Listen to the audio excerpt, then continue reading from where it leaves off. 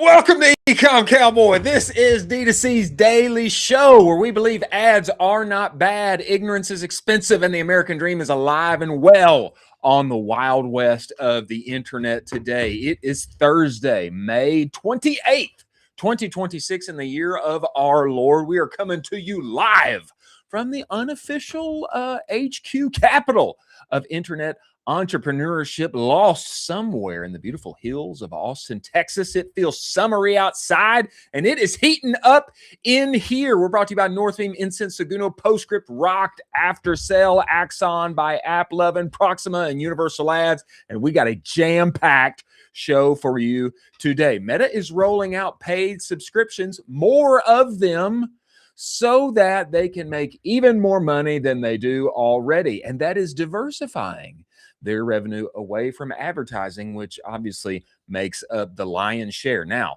as we know, none of these subscriptions are going to take away ads. Very happy about that. We're going to be diving into more of it. Reddit and Shopify debut their partnership, and now everyone in just a few minutes can start running DPA ads from their Shopify store connected to Reddit and get it live within minutes. Northbeam has released a Meta CAC report and a lot of talk with regard to Ferrari, Slate, and Tesla. We're going to be diving into all of it. The snack sommelier, Nate Rosen himself, is going to be joining us to talk about The Rock's new fragrances that have just debuted. Who knew? Who knew that The Rock would be bringing the sweet scents of masculinity to all of us? Nate's going to be joining us to talk about that. I want to ask him about banana water, which apparently is taking over as well. We're also going to be joined by founder of Pebble, Lauren Hutner, who is taking brands and making everyone mega viral always and only and ever. She's going to be joining us today on the show. As always, I'm joined by my partner in crime, Colin Doherty. Colin, get inside the show!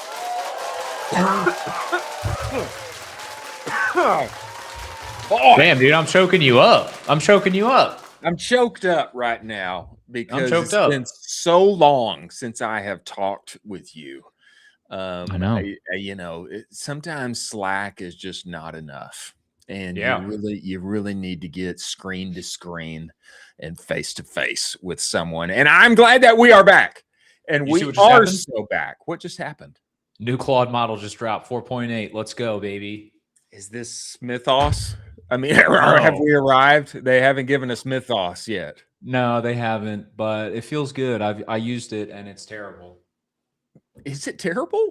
I don't know. The last Claude model is terrible, and we need to start saying that. Give me Mythos, or give me Liberty, or give me Mythos. No, I'm ready. I'm ready for whatever mega giga brain model they're going to drop on us next.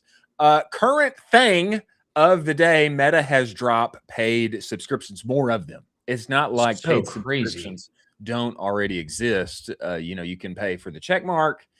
Took a page out of Elon's book on that one. This story comes to us by way of TechCrunch. I actually want to read some of this because it gives us good details here. When I first saw this, what's going on in my mind is, oh no, people are going to be subscribing to not see ads. That's what I don't want. I want everybody to see my ads always and ever. Good news is that is not the case. This is like creator targeted here. Let me give you some details from TechCrunch. Meta is doubling down on its subscription offerings. On Wednesday, the social networking giant announced it's now rolling out its consumer subscription plans globally for its flagship apps, Instagram, Facebook, WhatsApp, and beginning tests of new subscriptions for businesses, creators, and Meta AI users. A few dollars per month. We're talking $4, $4 per month, $3 per month if you're on WhatsApp Plus. We'll gain access to extra features like profile customization. I know you're a fan of that one, right, Colin Doherty? Hate it. Hate it? Okay. Hate super it. Reactions. I know you want super reactions, though. You're big on that one. No, I need mega reactions. Story insights, among other things. In an announcement, Meta's head of product, Naomi Gleit, noted that more fun features will be added in the future. That's what I want. I just want fun features. Don't take away my ads. That's my point. Don't limit my capability to show ads. That's my big point here. More fun features, which that's fine. Happy for them to make a few more bucks, a few more bills, a few more B's at the end of the day. Meanwhile, Meta will begin testing other offerings, including professional plans for creators and businesses and the AI focus plans for all users. These new tests will be branded as Meta One, which will serve as the company's home for its subscription offerings. They tested this earlier this year, rolled out some initial tests. Now they are debuting it for everyone. Your thoughts on this? It sounds like some creator capabilities, some more fun features, and maybe they add some expanded story opportunities for your close friends to get some IG of yesteryear back with us. Your thoughts on this, Colin? Revenue is going to be looking good for Meta. There was a number that was thrown out that was basically like, if 1% of all Meta customers convert to a paid user, they get an extra, I believe, $250 million a year in just free cash flow added to the bottom line, which is kind of bananas. I don't know. I mean, they're hurting right now. Let's not pretend they're not. And that whole metaverse debacle, they're still unraveling that kind of can of worms. And so I'm somewhat optimistic. I are they hurting? I guess that's my question. Are they really hurting? Hurting in what way? Culture wise, well, I know they're hurting like on the inside. Yeah, culture's a little tough right now. Everybody doesn't like training their AI replacement. But how are they hurting? I would say their AI also isn't as great as everybody wanted it to be. So the models that everyone wants is, I would say, maybe Claude and OpenAI right now. But everybody, Meta has to be in that race, or they have to use one of those models. And so Meta has to have some type of innovation in order to really keep up moving to the right. And this is kind of like a little Band-Aid on the bleed right now, in my opinion, where it's like, okay, cool. We're going to get some revenue super quickly. This will be like a nice little Band-Aid. We can get some cash into the business pretty quickly. But it isn't fixing the main problem with Meta, which is the fact that they have to innovate.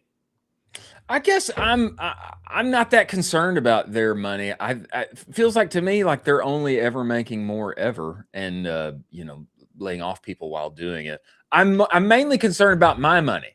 I want my ads to work better, which is that's why like I think what they're doing here, and we'll read here, they are finding a way to kind of just monetize more the consumer facing side of their business. Let's give the peoples a few more toys. They sign up for $5 per month. They're going to forget about it. Hopefully they stick with them, like the features enough to just stick with us forever. You paid for the check mark. You forgot about it. We got an extra $2 from you. Like I'm happy for them to do that, but I really just want them to make my ads work even better and make me even more money, more targeted, more net new customers. Hopefully for an even cheaper cost would be nice. That's what I'm mainly concerned about. And I know that's what our audience is mainly concerned about. It seems like there is an upper limit though to, how many more net new people they're going to get on the platform, which does inhibit advertising at some point. We have covered since, I don't know when it was, 2020. The amount of ads in the feed doubled. The amount of people that have grown, the amount of people that have been added to the various platforms, about 30%. Okay, so if I'm seeing 100% more ads and there's only 30% more people, and those people specifically are in markets that a lot of our e-commerce businesses are not shipping to. They've largely been added in Southeast Asia and other places that may be priced out from buying whatever said product we were selling anyway. Even if we could ship it to them, maybe they're not going to be our particular ICP, then ads don't end up working as well, perhaps in the long run. I think that's my biggest concern. I think they're making probably plenty of money, and they're going to make a whole lot more, and good for them to add a few more toys for all of the consumers to buy over here in America and forget about. But I'm mostly concerned about making my ads work better. I still would want a feature though, as an aside, that's basically like a super DM where like I could pay like $5 or $10 and I can confirm and like bypass all the request DMs. Like if I really want to DM someone, I could pay like $5 or $10 and it's like confirmed they're gonna land and they're gonna read it. I think that that's a pretty interesting opportunity for like brands and companies where it's like if you really want to reach out to this influencer or person, we'll give you the access. I think Interesting. there's something in there where it's like, yeah, of course, like we want our ads to work too, but like there's a way to supercharge this communication and people are willing to pay for it. That's for the partnership pros like Yeah. you, I'm big brother. I'm also shocked that do you know the website Cameo? Yeah. How has Meta not just done that in the DMs and just charged and like, hey, we're Cameo now. You can just book me this way, and then I'll just send Yeah. you a video directly in the DMs. Yeah. Yeah. And then Meta takes like a little let rip Meta of it. let Meta take a rip. Let Meta take a rip But and just it's centralize it all in Meta. it's like I'm like, what? Oh, like I'm not even a Meta product manager, and that just seems like an easy one to gobble up. It's just like a payment, a Stripe payment. Okay, we have the influencers, we have all the people already on the platform. Set your rate. We can add a little custom button, and then like you can just take a 10% rip or like undercut Cameo and then just steal everybody. I don't know. Like I don't know. I'm a fan. Thank you. Cameo kind of has a negative association with it. They kind of Yeah. it's often referred to as like where celebrities kind of like go to. It's kind of like a bad sign for celebrities, basically. But I think this is a smart idea, and Meta should absolutely steal it. A few comments here. Rehard Jark said this. Jark, perhaps, is how you pronounce his last name. Did people really expect Meta wouldn't charge a subscription for AI products and use their 3 billion plus distribution network? Snap makes 5 billion in ad revenue and 1 billion in direct subs revenue, growing 87% year over year. Pretty impressive. Meta can add a few 10 billions to its bottom line just by providing solid value subscriptions. Distribution is the ultimate AI bottleneck and moat, as we have AI models and services available in every app and platform. Fair point. Fair point. Distribution is the moat. Meta's already got it. Roll out some fancy new features for everybody and charge a few dollars each. And they've added a few more B's to the bottom line. Yeah, it's almost like direct DMs is distribution. Like I don't know. I'm just like, there's really easy features that you can add that are paid that would elevate the experience a little bit. And I'm like, not sure why they haven't done it. And instead they're focused on the metaverse and like, oh, come have dinner with me. It's like, dude, who cares? Yeah, I'm not gonna have dinner with you. I think those days are over. Eating together with the legless digital representations. Eric Seufert had this to say. Meta announced this in January and have been testing since March. If these products are moving into GA, conversion rate must be at least somewhat promising. Methinks they are. Beyond the revenue op, which isn't material if you imagine the company does 240 billion in ad revenue in 2026. Fair point. I imagine Meta is feeling pressure to find an obvious example of monetizing consumer AI use. I think they could find a better and more compelling argument from the advertising angle if they could improve their storytelling capacity there. But Zuck seems unwilling to champion that. So yet another subscription is offered. Meta Verified is the existing subscription that curiously remains separate from this. It is curious a little bit that they didn't just kind of roll this in here, make it make it a $5. I'm sure they've done their price testing. But yeah, it seems if they're making their lion's share from advertising, why not focus on that? Don't know. Seems like they are having some pressure to focus some on monetizing consumer AI use. One more here from an account that has a great name. Pepe Moonboy. Pepe Moonboy. Pepe Invests has this to say. Meta has the following monthly active users for each app. Facebook, 3 bill. IG, 3 bill. WhatsApp, 3 bill. If only 1% of the users for each pay for the monthly subscription, they'll generate 332 million a month in revenue, 3.98 billion annualized. I didn't check this math, but I'm assuming he did. Now, if 5% of the users for each pay for the monthly subscription, they'll generate 1.6 billion a month in revenue, 19.9 billion annualized. Don't even get me started on what 10% to 15% or 20% adoption would look like. Now you understand why I have been so bullish on Meta. Their distribution network is their moat. I mean, does this math check out? Yeah, this is, I got the math wrong when we were bringing up this point. I thought it was 250 million annually, but it's 332 million monthly. But that is from 1% from each individual app. So it's from Facebook, from Instagram. It's 1% from Facebook, 1% from Instagram, 1% from WhatsApp. I'm sure they could do it. Yeah, I'm sure they could do it. I mean, that's a nice little chunk of change that they can mess around with now. But again, I think this is a Band-Aid. I just think this is a Band-Aid. But I mean, they have to do something to recoup the investment that was the failed metaverse. And I think this is their answer to that. Okay, fair enough. Well, we wish thee well, Zuck. And also, while this goes really well, let's make ads even better than they already are. As we move forward to our stories of the day, ladies and gentlemen, let us talk about Northbeam. If you are in your ads manager all day, every day, you know the problem.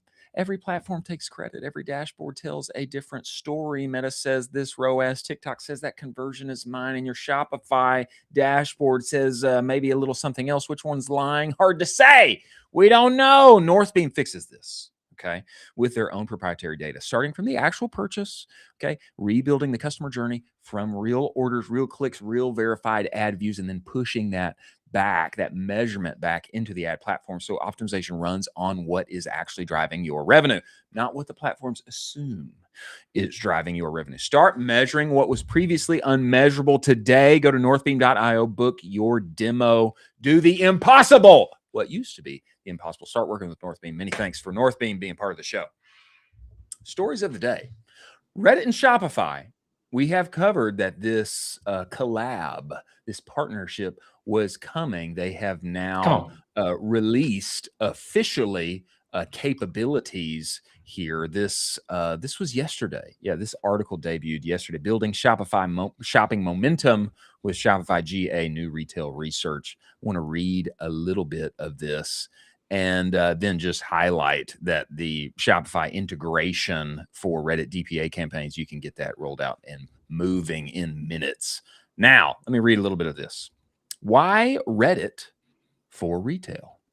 Oh, let me start here. Whether people are discovering a product or making a purchase, they come to Reddit to decide what to buy, a platform where users are 62% more likely than the average American to be daily shoppers. Interesting. Why Reddit for retail? Reddit has emerged as one of the most powerful yet untapped growth engines in the media mix. According to research from TransUnion, performance outcomes on Reddit in North America deliver more than 2x the incremental ROAS compared to the media plan average, returning $12.52 for every dollar invested in North America. Boy, that's an interesting statistic. $12.52 for every dollar invested in North America. 12 ROAS. That's worth taking a look at there. That is high. That is high praise. That is a high mark. This TransUnion research also highlights Reddit as the top performing paid social channel for efficiency. In EMEA, driving a 7x average ROAS for retail advertisers. Reddit has a proven halo effect with 13% of its performance impact lifting effectiveness of other marketing channels. And since testing began last quarter, Shopify merchants have seen results with the Reddit dynamic product as DPA. As Ethnotech, Shopify merchant known for its artisan-made backpacks, bags, accessories, set out to grow their products. They started using Reddit DPA ads. Shopify integration enabled them to easily connect. And as a result, brands saw 4x ROAS and a CPA 40% below their benchmark. That is significant. It's significant. 40% below their benchmark. Chris, I know you love Meta. I know Meta's your girl in the red dress. I love Reddit. Reddit is the ad platform I wish that would crush and overtake Meta. I use Reddit all the time. all the Do you time. really? I think it's still like a small slice of people, really. We're talking like, it's like a very specific type of person. Is that fair? Yeah, I mean, well, so I use it for the niche communities. So like I follow the Ravens community hardcore. Like I'm in there every day. I'm looking at all the posts. I'm like making comments. There you could target me so aggressively on there because of my community interest. And so there is this level of like you have a hyper fixated customer that follows a community very intently that has basically showed hyper interest in this select niche. That's a huge buying opportunity. If you were to just showcase a bunch of Raven swag to me, maybe a little bit before Christmas time, then I can actually text those to my parents, my wife now. What's up? Shout out, my wife now, and say, hey, this could be a really cool gift for me. I would love this. And so I don't know why they haven't leveraged this data so much more aggressively. And I hope this is the opportunity that they now have by partnering with Shopify, that they're able to leverage this data to the next level. Well, I will say this. I mean, DPA ads about as easy as it gets. I mean, you make the connection, you turn it on. Super easy. Yeah, super easy. And as far as meta works, it's always people who they're kind of aware of you. They've already seen you a couple of times, and then you show them the catalog and, hey, here's our products on white, scrolling by you. There are ways to fancy that up a little bit, but they always work. They always work. It's like kind of a frustrating thing a little bit if you're on the agency side and you're talking with said client and you're like, look, man, our ads are crushing. They're like, great. Which ones are doing the best? You're like, well, we put a lot of effort into these, and guess what? DPA is crushing again, like it always does. It's pretty low lift, and if you can do it on Reddit and get even somewhere similar results as Ethnotech here has gotten, we should talk with Benjamin Beer, head of online marketing at Ethnotech. 4x ROAS and a CPA that's 40% below what they're used to. That's significant. I don't know how much money they spent. I'd love to know more, but it seems kind of like a no-brainer. If you can get good results, why not throw a few bucks over there and turn on the DPA ads? Yeah, I completely agree. It is one of those platforms where I want them to be better. I really do. I want them to keep being better and keep improving and keep being a larger percentage share of ad distribution for brands moving forward. I'm over there. I'm a little Reddit cheerleader. I'm like, go team. I want them to keep crushing. And then Meta comes out of the tunnel and I'm like, boo. No. Yeah. No. We need all the platforms to work well and work even. Totally. That's my take. And maybe Reddit is really doing it now. Very interesting. Couple of tweets here from Amit. Amit is investing. This more on the stock buying side. Reddit partners with Shopify today. Good deal for both of them. Reddit up 7%. Shopify up 4%. Next tweet from him, he gets in a little more detail than this. Reddit has been a name that's always been on my watch list. First real deep dive I did was at $230, and I stayed away because of valuation. Valuation concerns more than resolved, given the company has continued to grow and the stock has continued to go down. Shopify has a more expensive valuation, but I do not think the street is accurately pricing in their role. I agree with you, Amit. In agentic commerce, and really it's quite laughable how aggressively the street is ignoring the quarter Shopify just put up. Totally agree. Heartily agree. You ready for this? For this? This was yesterday. Stock on both of them. Reddit up 6%. Shopify up another 5% today. Kaboom. Both ripping. As they ought to be.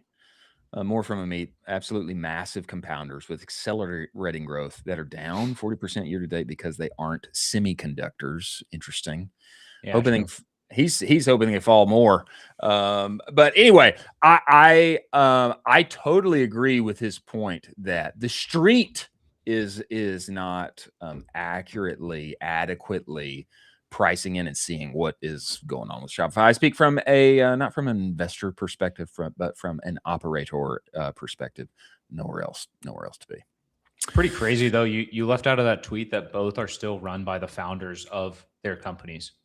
Which is significant. Bananas. Is Reddit? I thought the Reddit guy like stepped out or somebody got pushed out at some point, didn't they? The other one did. The other one. Yeah, you hate to see that. But He's like crazy rich now. What do you mean hate to see well, that? I mean, who likes to be pushed out? Man. You know? Oh, dude, he only has $150 million. Come on. Do you think he's gonna get by? Maybe he's on the beach. Maybe he's having a good time hanging out on the beach. Yeah. As we move forward here, another interesting story that I want to have Brian Sugar on to talk about this Hero Market, which we have mentioned a couple of times. This is a consumer-focused prediction market of sorts. Jack, if you will, bring this up. I'd like to just roll through this and read some of it because it doesn't work like you are expecting. Okay, Brian Sugar of Sugar Capital is bringing this to us. The headline here is Hero is the prediction market for people building consumer brands. That's the headline. Prediction market for people building consumer brands. But it doesn't work with money. You're not like actually putting your dollars into it, which is an interesting wrinkle. Operators across consumer brands, apparel, beverage, media, retail, tech, auto, trading, they hit yes or no on outcomes that resolve from public sources, play money, real signal. So the thought here is like, yes, this is like showing real inside knowledge. You have your account on here. You get this right. You get that right. You get points awarded and people can see your knowledge. You have the knowledge. Others don't. I think that's the point. That's the play. Let's read some of this, though, to see if I'm correct in my understanding. And Brian, we want you to come on here and talk about this. A live consensus engine for the consumer economy, founders, brand leads, retail buyers, investors, and the press that covers them. Trade yes, no on the outcomes their industry is about to call. What it is. I mean, at first, listen here, before I keep reading, do you find this interesting? I find it interesting, the play here where actual money is not involved. Well, I mean, you think about what Brian Sugar does, this makes a ton of sense. So Brian Sugar is in charge of Sugar Capital, which is a VC firm that invests in consumer. What's a great way to invest in consumer? Have the entire consumer base actually bet on what they're feeling right now. Yeah. So, I would want some payoff for this. Like, is there a payoff where I get a rip of all the deals I'm pushing to you? Like it's a scout type of thing? Like, is the top person at the end of the year, do they get a nice little trip to Hawaii? I want incentives and I want payouts. I want real cash. I want stuff that is up for grabs. I don't want monopoly money. I want real money. I want to. You want stakes. You want stakes. You want stakes. I want stakes. I want minimums. Make the minimum like, I don't know, $100,000. Let's get crazy. You know what I mean? Interesting. Interesting. Okay, scroll up here, Jack. Let me read a little bit what it is. Hero Market is right there. Hero Market is a play money prediction market for people building consumer brands, founders, brand leads, retail buyers, investors, press that covers them, trade yes, no positions on outcomes their industry is about to call, launches, mergers, acquisitions, IPO filings, retail distribution wins, regulatory rulings. Categories span consumer, CPG, beverage, beauty, apparel, wellness, food, restaurants, retail, media, and consumer tech. Currency is sugar points. Now, it sounds like right now you're not as interested in sugar points. You want real points is what it sounds like right now. Brother, I can't pay my electricity bill in sugar points, okay? I'm talking real dollars and pesos. That's what I want. Let's Brian's gonna come. Let's go. And we'll talk about it more. No real money is wagered. Trades are sized in sugar points and calibration is scored publicly via Breyer score, where 0 is perfect, 0.25 equals always predicting 50-50. New traders receive 1,000 sugar points at sign up. Bounces are floored at 1,000, so traders cannot go broke in sugar points. Price is probability. The tape is a live consensus, not a magazine. Very interesting. Very interesting. So it looks like categories here: markets, news, activity, brands, leaderboard. So there is a leaderboard. You at least, it looks like there's going to be yeah, there's like leaderboard on like biggest moves, what's happening right now.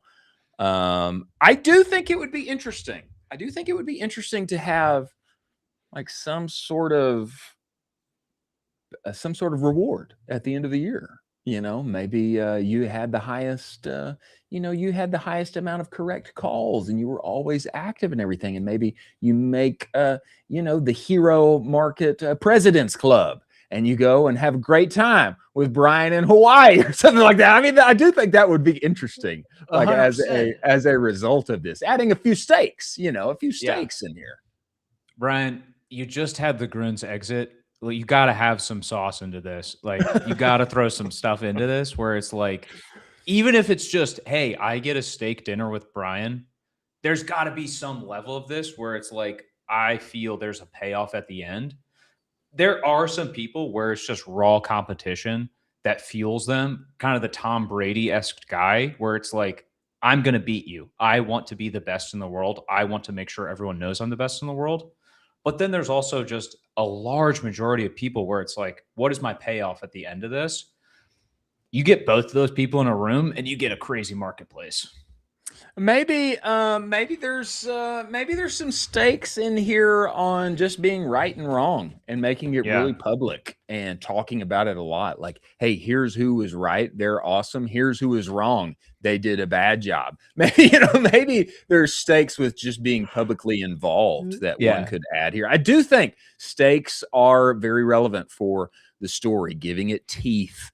And that's why the prediction markets, they have so much teeth and people are so vastly interested, is because there's like real money at stake. I do think it would be interesting to sew in some rewards and perhaps some public humiliation if you get it wrong. Yeah. Interesting. 4-layer signal stack, ingestion, trade press, X, IG, attribution, a keyword matcher, plus per article LLM verifier, tie each story to the market it actually moves, calibration, every trade is a forecast, every forecast is scored on a Breyer basis. I don't know what the Breyer basis is. I think I need to do some learning here. You have to have Breyer's ice cream, and then it kind of gives you a little that's what makes it make sense. And then an audit resolution is reading explicit criteria literally against a primary source. Ambiguity gets voided over resolving against thin information. Well, it looks like there's full architecture available in the handbook. I think Brian is working through the beta right now. I am interested. I'm interested to see how this plays out. You signed up? I signed up. I signed up. I want to be involved in this. What number are you? I think I'm number 43 right now. What? Dude, I'm 117. I think I'm 43. Yeah. So I'm ahead of you. But I did see this a little earlier, a couple days earlier than you. Brian says beta testers wanted. I will say, I really want this to work. I feel like people are listening to this and you're going to hear me just criticizing and dunking on this. Don't criticize. I really want this to work. I think this is really awesome. And there's a lot of time that we get people on this show where I will literally think afterwards to the show and I'll be like, can I just give that guy all of my money? Because he just seems like he's an unstoppable force. We've had a couple people on, and I know you think the same about some of those people, and you're like, oh my gosh, I would be horrified to go against that guy in any type of capacity. And it's like, hey, can I just give you all of my money and then just wait 5 to 10 years? Because you're probably going to make more of it. Just as a guess. Well, you can definitely bet sugar points on them. So I think that's a move in the right direction. And we look forward to seeing this roll out more. Brian will come to us and talk about it when he does. Before we hit our last 2-3 stories of the day, ladies and gentlemen, let us talk about Rocked After Sell. Most D2C brands, they are obsessed with getting the next customer, as they should be. But the real lever is making more money on the orders you already get. If you're doing 5,000 orders per month, just think what another $3 to $4 on each one of those could mean to you without touching your ads, without doing anything else. That is exactly what brands like Olakai, Cozy Earth, Groove Life, they are already doing with Rocked After Sell. Post-purchase upsells and downsells from the cart through the thank you page, even stack on an extra 30 for 50 cents, just showing offers for Disney Plus and Venmo, etc. High margin revenue straight to your bottom line. No hit to conversion, no impact on your LTV, and you get live within minutes. It is a no-brainer. Go to aftersell.com/offers. Get started with them today. Many thanks for Rocked Aftersell being part of the show. Now, a very we rarely do this. But I think this was really relevant, and I just wanted to show it off because I definitely want to make IG carousels more. They just explode. IG carousels explode, and there is a creator of sorts on Twitter. His name is Mike Fuchsia. Is how I'm going to say his last name. He is always rolling out these like Claude capabilities, prompts, like ways to create things. And his branded IG carousel generator is impressive. Wow. Okay, so here's how it works. Jack, if you will, scroll down and show people the output. I want people to see this image here as I read. Jesus. I mean, look at this. Look at this. Jeez. It's gorgeous. Gorgeous. Okay, I'm going to read. Keep us there so people can see what's happening inside the video. One brand URL plus one product name equals 6 finished carousel slides, all inside Claude Code. Perfect for brands, agencies, mobile app operators who need on-brand social content without briefing a designer or waiting a week for revisions. If you're building IG carousels manually, this tool eliminates the entire loop. You drop in the URL, Claude scrapes the site, extracts colors, fonts, voice, positioning, generates 6 slide concepts, writes a detailed image prompt, downloads all of that into a gallery. No Canva, no designer back and forth, no generic AI slop. What you get are slides ready to go, and they look gorgeous. My question is like, can you do more than just the one URL? I drop in my one main homepage, and then I get a specific set of outputs. Like, I want to be able to drop in a bunch of stuff and make me more, because this is gorgeous. I mean, this output is incredible. Yeah. I mean, this is absolutely beautiful. And that was with the previous model of Claude. So I'm going to be very curious what he's going to be able to do with the new model. Jack, do you want to bring up the new model comparison of Claude to show Chris the before and after? Yeah, Let's do it. The tweet from Anthropic just dropped showing the comparison between the new model with the old model. So this is 4.8. So what the slide that was just made was made from Opus 4.7. Okay. So you can see the difference in improvement from 4.7 to 4.8. Pretty substantial in a lot of the use cases here. I mean, pretty wild. And then if you just want to get into the actual English improvement of this, Jack, do you want to bring up Dan Schipper's tweet about him using it and getting the beta test for it? The next one. Dan Schipper. There we go. Great name. Great so we've been Twitter testing it for about a week. They could have just called it Opus 5. It's that good. So it beats GPT-5 on senior engineering bench. That's crazy. Also an incredibly good writer, good at writing in your own voice. Super sick. And then can you scroll down a little bit more? Beast at knowledge work. Best at PowerPoint one shot we've ever seen. Very sick. And then emotionally intelligent, willing to question the frame. And then the bad. So the days of the model, these days a model is only as good as its, so the codex is still, not as great. And it says codex is still a far superior harness to the Claude desktop app. He says these days the model is only as good as its harness. Yeah. This has kept me using codex and GPT 5.5 as my daily driver. But he is flipping back and forth. I wish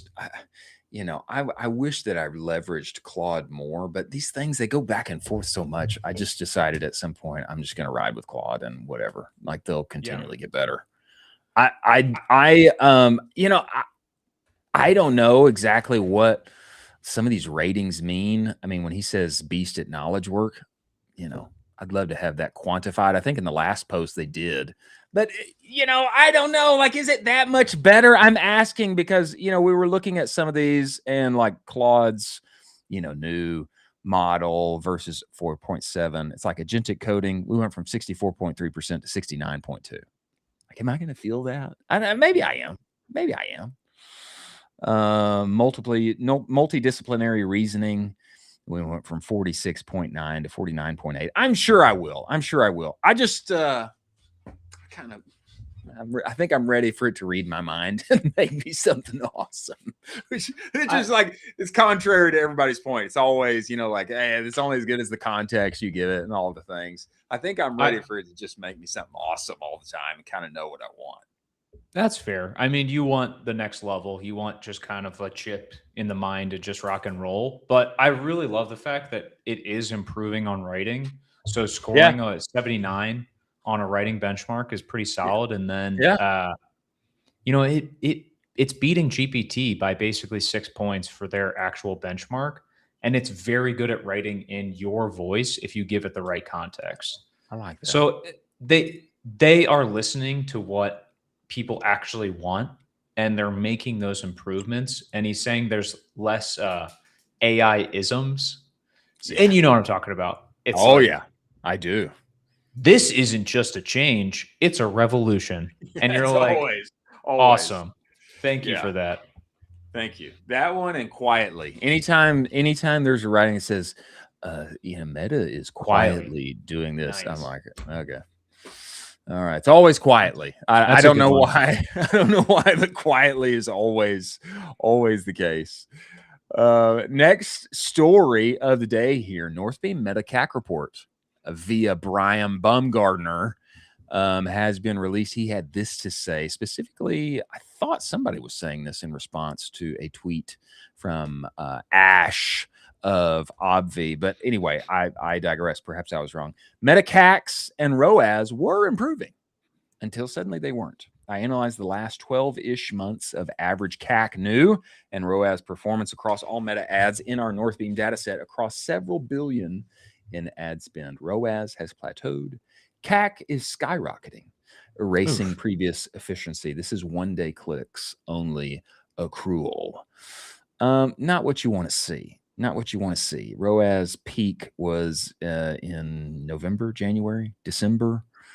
And we had a good moment there for, actually CAC was high then too. It was probably during Black Friday. Yeah, it was during Black Friday. There you go. ROAS has continued to plateau, and now CAC is back up where it was, essentially this time last year. So kind of an interesting reversal here, and not what everybody wants to see. The dream's always my CAC goes down and my ROAS goes high ever and always. If I continually spend more, but maybe that's not possible. Also, the ROAS being a peak at 0.55, not good. Yeah, it's a little rough. Like, can we just talk about that for a sec? That's horrible. Yeah. Not sure whose numbers those work for, but not mine. Not mine. Not mine. Not mine. Yeah, does not work for mine for sure. Interesting car conversation being had on the timeline right now. I think this is relevant for 2026 beyond. It's a larger conversation, but relevant for what is happening in development and what consumers actually want. Ferrari released their EV, which some people were excited about. A lot of people were not. Ferrari unveiled its first ever all-electric car, the Ferrari Luce, I think is how you say that, Luce or Luce. Starting price, $640,000. Okay, so very modest, very, very affordable. Yep. Interior co-designed with Apple's former head of design, Jony Ive. Very cool. Range 280 miles, 1,000 horsepower, 4-door, 4-seater, 4 electric motors, OLED screens, all of the things. You scroll down and look at this, Jack. Show us the picture here and scroll down. People weren't that excited about the design. There's a lot of people that weren't excited about this. What do you think of the design here? It looks like a BMW i8 that got stung by a bee. You know the BMW i8 that was electric? I do. It looks like that got stung by a bee. It kind of looks like from the back here, kind of looks like a Mustang to me. Kind of looks like one of those newish Mustangs. This post got 18 million views. A lot of people were talking about it. Nevertheless, TechCrunch had this to say about another car, Slate Auto. Slate Auto. Oh gosh, look at this! Wow. Not too many people were excited about the Ferrari, but the Slate Auto, I think a few more are. Slate Auto, TechCrunch released an article here. Slate Auto will start taking orders for its low-cost EV. So it's the other end of the spectrum here. Yeah. Are you a fan of EV? You want an EV car? Oh, for sure. It's the future. I mean, I'd like to have one. I'll take it. You ever drove one? No, never. Yeah. I was a valet in college. I had the pleasure of driving basically every single car on the entire market. I've driven everything you could possibly think of, including all the EVs. EV is the future. I can promise you that. You know, it used to be that the big promise was like, oh, I'm not going to have to pay for gas anymore. But actually, the cost comes out about the same. About It's the like same. not that huge of a difference there. Perhaps not me, but perhaps some conspiracy theorists would say like, well, if I'm driving an EV, they can shut me down, control my car, tell it where to go. And if I got gas, then if I got gas and no electronics, then I can keep rocking that baby wherever I want to. Freedom 2026, America 250. Some people would say that. What would you say? That's shit. I think most people aren't that important, to be so honest with you. I think you are correct. So details here on the Slate. Number one, it looks good. Can you bring this back up for us, Jack? It looks also great. It's fully customizable. I don't know if you've been to the Slate website. You No. can customize this thing to the umpteenth degree. So you can do a truck, you can do the SUV, you can do an open back SUV. You can do all these crazy things. Here, I'll send over the actual site because I was messing around with it today. I'm like, this thing's sick. Like here's a little personalization guy. Here you go. Just this paragraph does definitely stand out to me. Obviously, the Ferrari on the one end of the spectrum as far as cost. This one starting under 20,000 That's what I'm talking about. with a $7,500 federal tax credit. I mean, that's nice. That's Look at this nice. thing. Okay. So- and then Jack, go to the starter pack and then just go through all the little starter packs.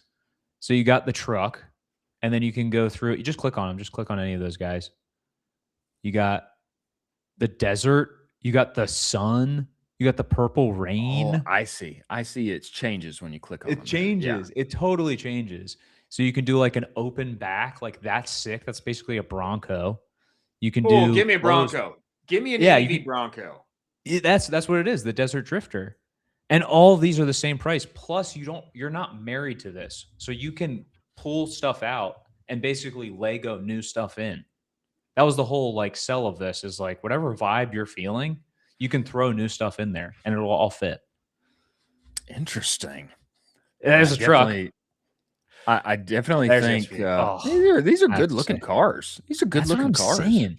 Under 20K. And then that Ferrari that we just talked about, 640. Yeah. Wow. What looks better? Yeah.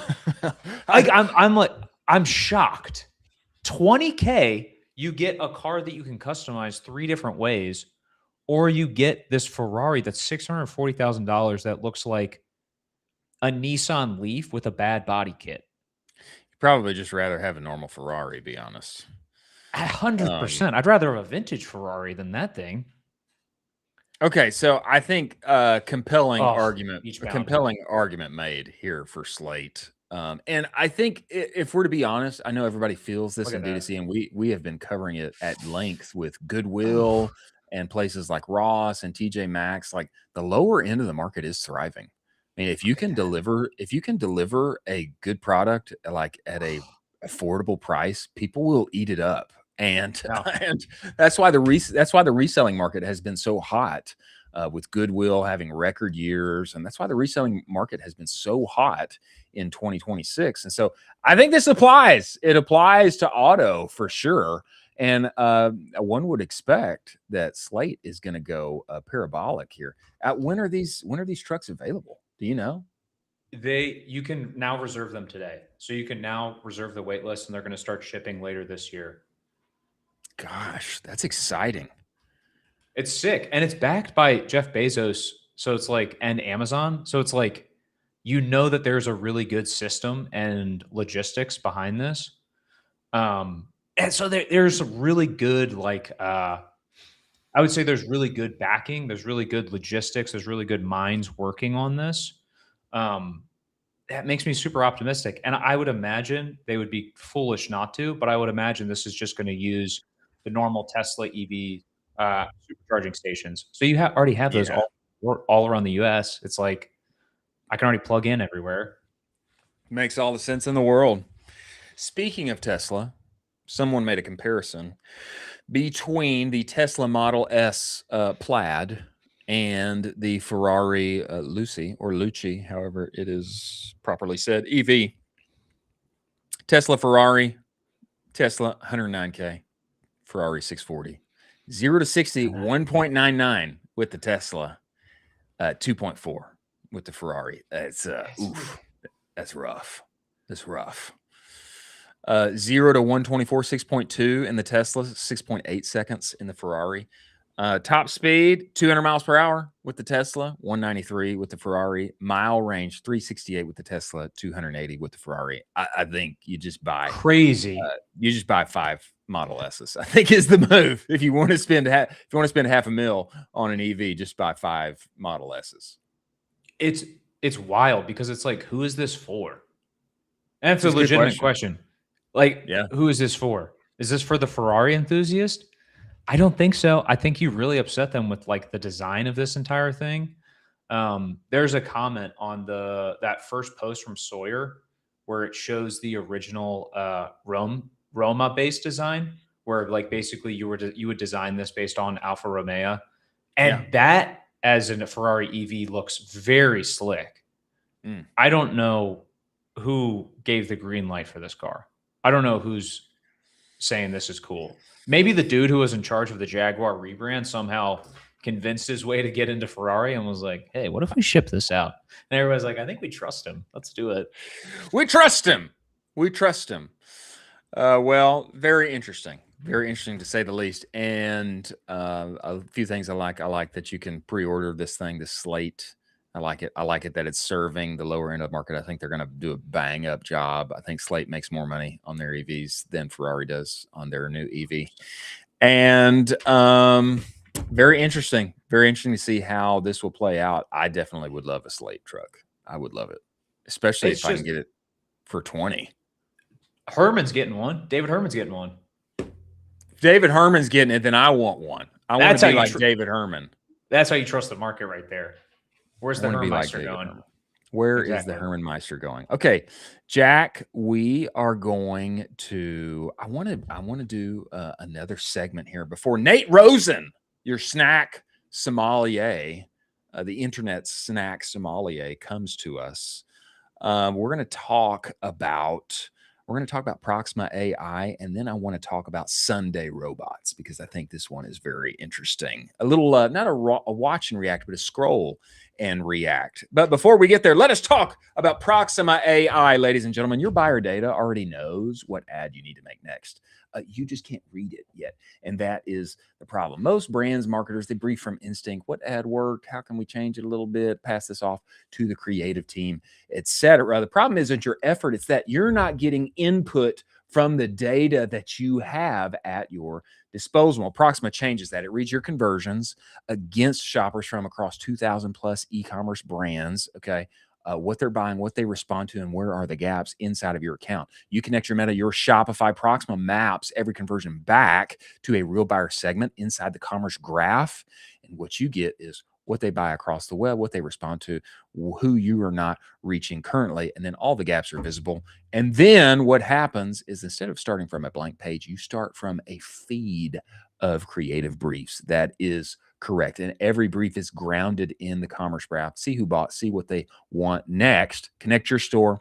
First 3 briefs free every month. Start with a feed of creative briefs. Stop the slop. Go to Proxima.ai. Tell them Colin I sent you. Many thanks for them being part of the show. Now, there is something about robotics that we have covered here, especially with yesterday's announcement Figures robots making the deal with Catalyst Brands. Now the live stream is coming to life, and they will be operating inside of the warehouses. But there's something about making very happy, not scary, not at all Terminator-esque robots, and them making your life easier. I'd like you to meet Memo. On. Okay, this is Sunday.ai, Sunday Robotics. Okay. And they have brought to life here what seems to be very Big Hero 6-esque. You remember this Disney movie, Big Hero 6? Of course. I mean, the big hero was a lot bigger than this guy, but he was a lot bigger. Yeah. But look at them. They look cartoon-esque. They're operating inside of your kitchen, and their Memo robot, it looks to me quite delightful. I mean, it makes me want to hang out with them. Instead of them being afraid, which candidly, the moving lamp, who we saw from whatever company, I love that. Remember that the moving lamp was scary for me. That was like horror movie-esque. This guy looks like he popped out of a cartoon, and I think I would like for him to move around my kitchen and put the dishes away. How much do these cost? Well, check it out. I'm not sure. Can you click around? Join the founding family. Apply to the beta. Join the beta. No cost to participate, invite only. So it doesn't look like we can tell as of yet how much they cost. But this is the helpful home robot, and they're saying they are contradicting the narrative of AI, which is hey, it's gonna. We all know you're going to be working more intensely. There's a lot of layoffs related to AI. They are taking the opposite frame here, which I think is smart for their marketing. This is robotics and AI that makes your life easier. And I love it. We've designed, you can put on the glove that you see his hands. You can actually put on these hands and like show it like how to pick up the wine glass and like what to do around the house, and it learns. Do you want to hear a little bit from them? I think they've done an incredible job with their framing of how they're bringing this to the market. Oh, okay. Let's get that guy in the corner, that uncut. That's so great. Where's the guy in the corner? You see it walking around the kitchen. That's so great. So you can like move him, or apparently you can move him around interactively. Let's see. Yeah, let's just see him move around here. Look at this buddy. Now I wonder if this is sped up at all. I have to say, I was watching him move around, and he was moving around so slow a little bit that it kind of made me sad. It was like slow. I don't know if this is sped up at all. Here's the thing. Here's like I'll push back to that. Okay. But it's totally removing the task. So I'll give you a workflow for this. Okay. You have breakfast in the morning with your family. Yeah. You take the kids to school. Then this guy starts to crank. You come back. It's all done. So it doesn't really matter. That would be nice. It doesn't really matter how fast he's going as long as he's within a reasonable time frame. But this idea of like, I don't have to worry about the dishes. It's like, oh, who's going to do the dishes? Blah, blah, blah. I hate the dishes. And it's like, great. Let's just let the little guy do them. Sunday. That's a cute name, by the way. Hey, Sunday, can you do the dishes? And he's like, yes, sir. Blah, blah. Come here, little buddy. That's how I want him to talk. I want him to sound like a cartoon, because that makes this not a horror movie. Like a, hey, what's up? Like that type of thing? Yes. Hey, buddy. Okay. Hey. Hey, buddy. I just finished all the dishes. What would you like me to do next? I want it to feel like a cartoon. Definitely. Yeah. Okay, now stay here, cool. Jack. Watch what he's doing with the socks. Okay, this is impressive because it's nimble, right? He's got interesting hands. And look at him using the espresso, right? That takes real dexterity. That takes dexterity. It's very impressive. He's pushing buttons. Look at him. He's handing off the coffee, which is hot. He's handing this off. Can he give me fist bumps? I'm sure he can. If he can give me fist bumps after he hands me a coffee, the dexterity was impressive. Was impressive for me. I love Jack. Let's bring up their founding story. Where it is. Mundane made magic. If you scroll up, you can see where our story is. It's somewhere. Yeah, scroll down. Oh, I got it. You got it. And then our there we go. There we go. Right there. Yeah. Very bottom. Yeah, the big video there. There we go. Nope. Yep. There we go. Play this for us, and let's just listen a little bit.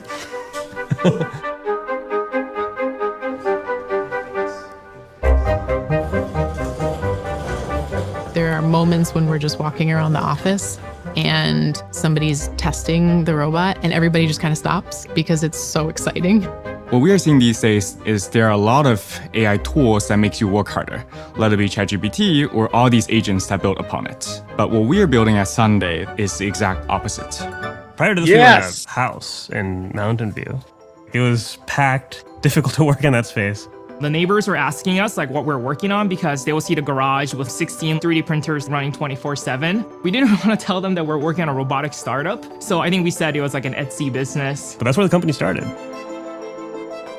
I kept hearing about Tony and Chung as like a recurring theme. They represent what I would call young mavericks in the space. This new generation, this new wave of roboticists. Tony's Aloha and Chung's Umi research told us that with enough data, dexterous manipulation tasks are actually possible, even with pretty low-cost hardware. Pause us here.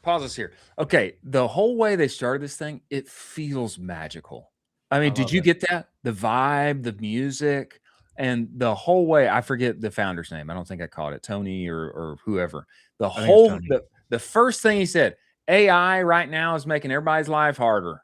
You got to work more. You stick with them agents, baby. Work is more intense. Claude, Anthropic, Chat, do more. Okay, we're gonna make your life easier. That is perfect consumer messaging, and this is what I've been highlighting again and again. Right now, the message with AI to the mass consumer is just like, hey, it's going to take your jobs, and you better learn a whole lot now. Be able to manipulate all these so that you can keep your job. And here's big data center that will be an icon to you losing your job in your small hometown. And these people have taken the absolute opposite frame, which is appropriate, and they've made their little robot look and feel like a cartoon that has magic around it. This is a masterclass in marketing, messaging, and framing. I love what they're doing here. And not to get too in and jumping the gun to hot jobs for tomorrow, but Jack, if you just click out of this thing and then jump into their actual page and then jump into careers and then just scroll this. Keep going. Just scroll it. Scroll it. A lot of jobs. Just keep going. Look at that. Just keep going. A lot of jobs. Yeah. Creative director, marketing, community lead, marketing. Like, they're hiring nonstop over there. Do you want to work for a super sick company? Hey, there you go. There's like 50 jobs in there. Like, creative director, marketing. You get to live in Redwood City, California. Community lead, marketing. Take it. I mean, super sick. If you can be the community lead for this is kind of like a sick job. Like, hey, it's a sick job. Tell me your stories about how the robot has helped your life. And then you just kind of do those types of case studies. You can interview real people where it's impacted their lives. You can talk about families that have saved hours or had more time together as a family to reconnect and actually spend time together as a family instead of fighting over, oh, who folds the laundry? Oh, who puts the dishes away? It's actually like the whole point of being together as a family is like talk and be together instead of doing just mundane tasks. I love this so much. I wish that they crush this and get as much funding as they physically need, because this is the future we were promised with AI. I would love one of these bad boys. If it's reasonable, I'd love to get one. I think there's a feel here, like the genius here. Of course, they've done an incredible engineering job, but how they have made it look and the messaging that they're using is incredible. I'm looking at the homepage now. Built for busy households, Memo works 24/7 to make your life lighter. Hand off your repetitive to-dos so you can focus on what really matters. And, I think there's been a few people that have like tried to propose this. I know everybody likes the humanoid form, which this is like it's humanoid, but it's like cartoonish enough that it's not scary. I'm not going to be frightened when I wake up and the thing is standing over my bed. Because it can't stand over my bed. I mean, you see how it operates. It like moves around on a little Roomba vacuum-esque type thing. The fingers, the hands aren't weird. It's got the long, like looking cartoonesque eyes. He's got a little cap. You know, I think there's a lot of things that are really smart here. Well, and then I'll throw this out there too. I know this is not in any way what this robot is designed for, but imagine if they did add a security layer where it is just coded to your voice or your family's voice. God forbid someone breaks in or something bad is happening or a family member has an incident. You can say, hey, Sunday, call 911. And then immediately Sunday calls 911. You're good to go. You're rocking and rolling. You don't have to do anything. And then Sunday's taking care of all of that and getting inundated. I think this is so cool. I mean, imagine this guy's just doing your dishes at 2 a.m. when you guys are just asleep. And then you wake up and your dishes are done. Yeah. Or all the laundry is folded. I know like that would be like a just chef's kiss. 3 to 4 in the morning. This guy's just folding laundry. And that's what I want him to do. I want him to work 24/7 to make my life lighter. Like I'm okay, even if he's slow. Like as long as you are like always working, like I'm pumped. And come on, robot. Come on, Memo. Sunday, make every day feel like a Sunday. There's something to take away here for marketing wise, messaging wise. Even you're not in robotics. This is definitely consumer facing. Mundane made magic. There's something about the positioning, the framing, and the feel of this that is powerful. They totally nailed the getting away from the hatred of quote unquote AI and getting away from why college kids are booing AI. I bet you all of these college kids would be cheering this on because it makes everybody's life a lot easier. Definitely. It's such a no-brainer. Speaking of making life feel more magical, we have the only one and the one and only Nate Rosen, the internet's favorite snack sommelier, the CPG savant. He is now with us right now, and he is coming to us, and we're going to talk with him about some of the most exciting, at least to me, some of the most exciting trends upon the timeline, the innovation that is taking place that is sensationalizing our taste buds and taking us up and to the right in our human experience forever and ever. Before he comes, ladies and gentlemen, let us talk about incense. Jack, bring up incense here. Don't we all want better ads? Yeah, we do. We do. And we'd love for them to be made by real humans who know what they're doing. But it's a headache. It's a headache of finding the right creator, manually negotiating usage rights, etc. That is why incense exists. All-in-one UGC influencer and marketing platform. All in one place, vetted creator marketplace. Not just you finding people, them applying to you. Automated influencer outreach. Built-in campaign management. Get content in as little as 14 days. So much better than just finding a rando TikTok, hoping it changes the trajectory of your business. Go and get the UGC Playbook 2.0. Scrolling at the URL across the bottom of the screen. Spoiler alert, Andromeda is a good thing.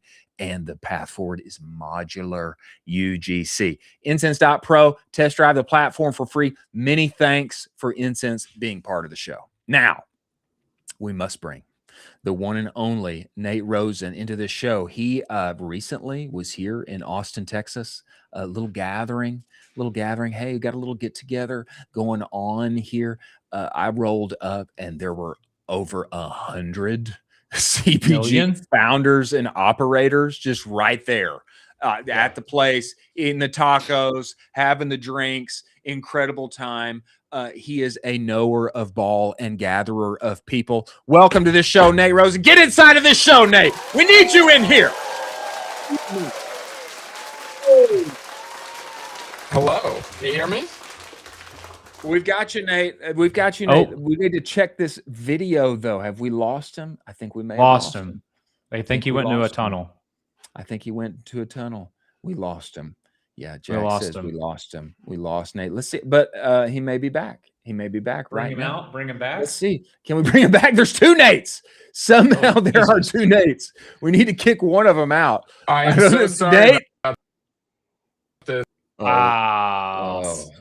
Nate. Bring him out. Bring him out. Let's get his internet better. Bring him out. Bring him out. We got to bring him out and try to bring him back. Nate, if possible, we got to find you some wired in Ethernet. We got to try. We got to try, Nate, and send and get you some wired in Ethernet. Actually, I'm going to text that to him right now. You hate to see it. You hate to see it, but this is, it is a reality. Actually, Nate is texting me right now. I'm texting him. Oh, he says he lost Wi-Fi. He says he lost Wi-Fi. Wired in internet, amigo. Wow. Yeah. Sometimes it happens. Sometimes it happens. It is a part of the human experience in 2026. You know what could help is if he had a Sunday robot. If he had a Sunday robot that could like, Nate, Wi-Fi is not working, Nate. I will fix it for you. I will find the cable for you. Look, I'm using my hands, my dexterous hands, Nate. Go ahead. Hear me out.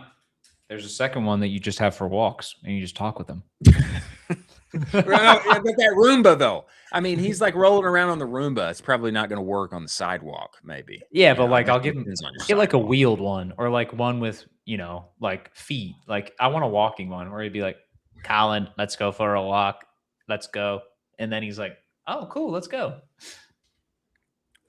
Nate Rosen says he does not have a Sunday robot and that it looks like Spectrum is out for him. It happens. It happens.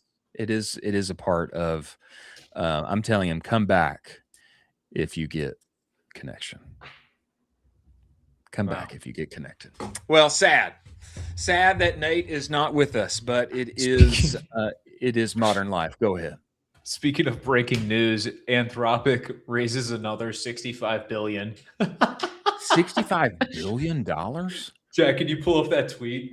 Why do they need so much money, man? I'm asking because I'm so used to everyone in D2C like actually having to make a cash flowing business. It's wild to me how much money these people raise. Now the company is valued at close to $1 trillion out of the rip, not even publicly facing yet. It's like I don't even get it at this point. It's like, yeah, do you guys want to raise another 100 bill? Yeah, we probably could. Let's do it. And then it's just like, cool, we did it in like 2 weeks. Crazy. Let me ask this. So let's say you raise this much money, you got $1 trillion valuation. Yeah. What do you do from here? What do you do? That is the greatest question to mankind right now, because the multiples that these companies have to scale at is crazy. Unbelievable. You're basically saying that Anthropic is going to be a 15 to 50 trillion dollar company. Something crazy. Golly. And you're just like, yep, that's the bet. They're going to be the future. Basically, you're saying Anthropic is the future of data computing. They will be around for the foreseeable future. They're going to be a multi-trillion dollar company at maybe a 5-8 multiple on top of all of the existing valuation now. So maybe they're a $15 trillion company at the end of the day once they're fully matured. And like, that's your bet. But like, I don't know. That's kind of crazy. It's crazy. It's crazy to me. Like I get Elon's companies like him being worth so much, and those companies being worth so much. I mean, he's combined, SpaceX, and I even forget all what he's combined. SpaceX, and XAI. XAI. Now I guess X is a part of that. Is X a part of SpaceX? And then the Boring Company. The Boring Company. Neuralink, Starlink. I forgot about Starlink. And then there's talk of folding Tesla into space. That's crazy that in that kind of, number of companies, we forgot about Tesla. Yeah. We mentioned 5 amazing companies and we're like, oh yeah, he also runs Tesla, this like car company. If Tesla becomes a part of SpaceX, like I get it. I guess I'm just, the whole like Anthropic chat thing. I mean, it seems to me like we are basically making the bet that these two companies will essentially like run the world. at some point, Yeah. which maybe they will. I mean, maybe they will. Maybe that's really the way That things is are the bet. going.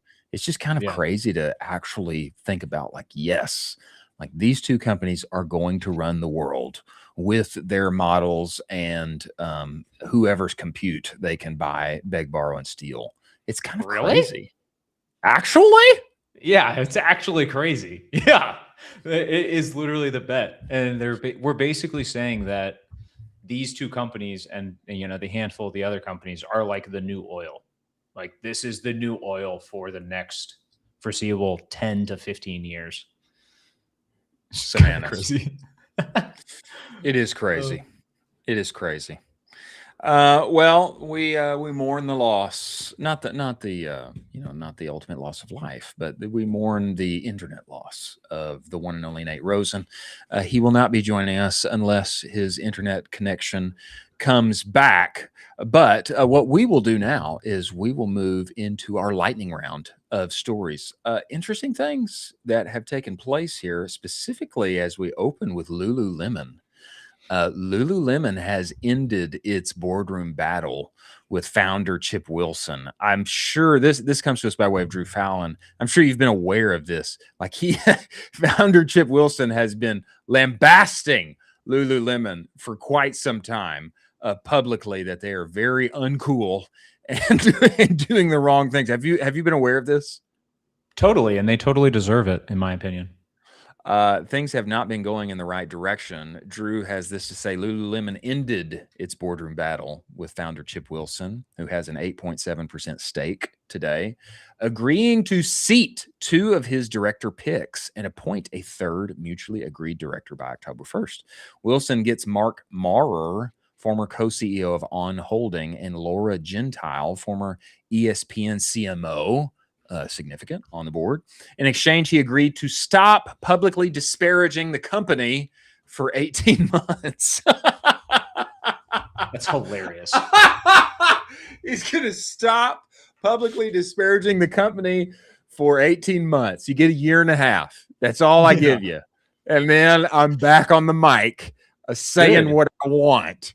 And to cap his stake, the fight started late last year when Wilson nominated 3 directors and spent months calling Lululemon uncool, while the stock sat down 60+% over the trailing 12 months. Shares up 3.5% pre-market. Odd detail: part of the settlement involves a donation for athletics. Art, and landscaping at Kitsilano Beach in Vancouver. Kind of odd. Do you want to know what the stock has done the past year? Yeah, show me. It's down 58% the past year. Oof. So, I mean, these remarks they're not just this guy being, a jerk. The company is not doing well. It's down almost 60% the past year. They are losing their way. They're not doing the correct things. Some of the releases from this company have been boo-boo, not good. If you see some of the designs, people will tweet them. Some of the new designs, people will tweet and be like, "Who greenlit this? This looks horrendous." I mean, is it that far of a departure, or are they just like kind of not the it factor anymore?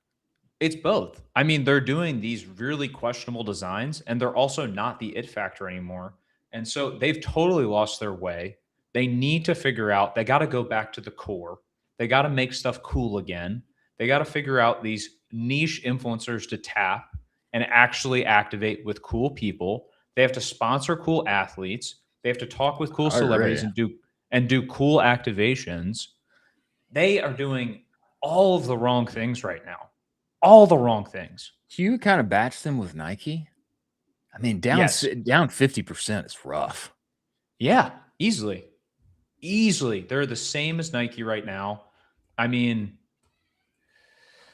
golly, it's bananas. I will say, Lululemon athletes, they have Lewis Hamilton. I mean, 7-time F1 champ. I mean, he's top tier. Jordan Clarkson. I don't even know who that is. Yeah, go ahead. Context: Lululemon down basically 60% the past year. Nike down 23%. So Lulu is doing even worse than Nike.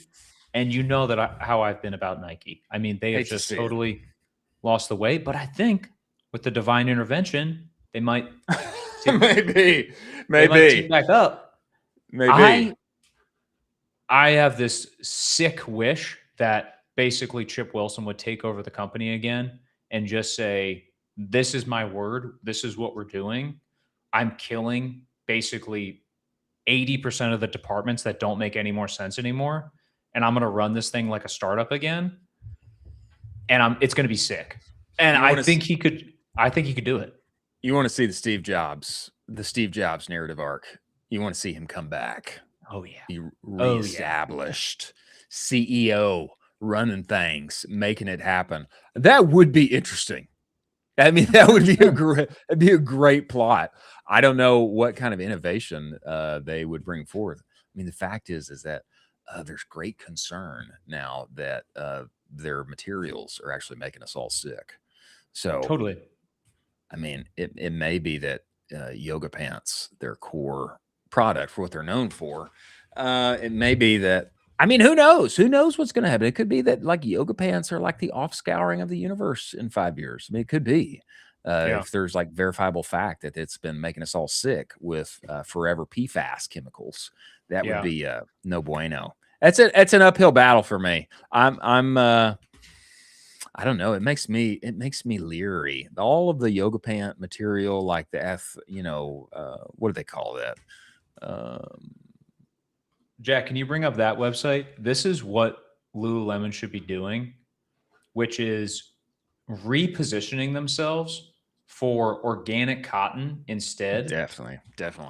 With actually stretchy engineering stuff. This is a company called NADS, a direct-to-consumer company that is crushing it. You laugh, dude. You laugh, but they are absolutely destroying it. This is exactly what Lululemon needs to pick up and start running with this type of organic material, because they are absolutely destroying. And I know so many guys that are absolutely done with putting that type of material on their body because it's just this hormone disrupting material. And every new study comes out and it's just, this is not good for me. This is not good for me. I hate this. I am like poisoning my body. And then companies like this get sprout up over nowhere. And then they just become massive behemoths. Lululemon needs to lean into this hardcore. It looks like they're making shorts, Yeah. I mean, the shorts, I mean, they look like a Lululemon-ish material, maybe. I mean, I'm looking at them now. They definitely look like cotton-esque. But I do think this is the move. I do think this is the move. I mean, you got to go organic materials and you got to get away from all the like we're ruining our hormones forever thing. I mean, that narrative is only continuing to play out, and I think the big boys need to hop on this kind of positioning and like enable themselves to bring it to market. I mean, if they could like publicly repent or whatever, like reposition, reframe, etc. I mean, it could be huge. That's what I'm saying to you. I'm saying they need to position themselves and say, we are going to actually make a strive moving forward that we're going to use this type of certified organic cotton that's going to be Lululemon-esque material. We're going to use that for everything moving forward. It's going to cost a little bit more. We'll all gladly pay it. The distribution's already there. And then you basically get rid of all the other side projects that are distractions right now. Very interesting. And I'm glad that you have brought it to our attention, sir. We will be watching NADS as they continue to grow and make progress. What? It's the name of the company. Buy me a drink first before you watch my NADS. Get out of here. Get out of here. OpenAI conversion campaigns, which we have talked about, are coming and are here. They are looking to actually provide a real ad platform that can tell you when people clicked and if they converted. This comes to us by way of Tori Rowe, and I believe this is a screenshot. OpenAI Ads Manager Beta. Hello. In early June, we'll begin. I would have loved to include a little personalization with the name. Hello. Hello.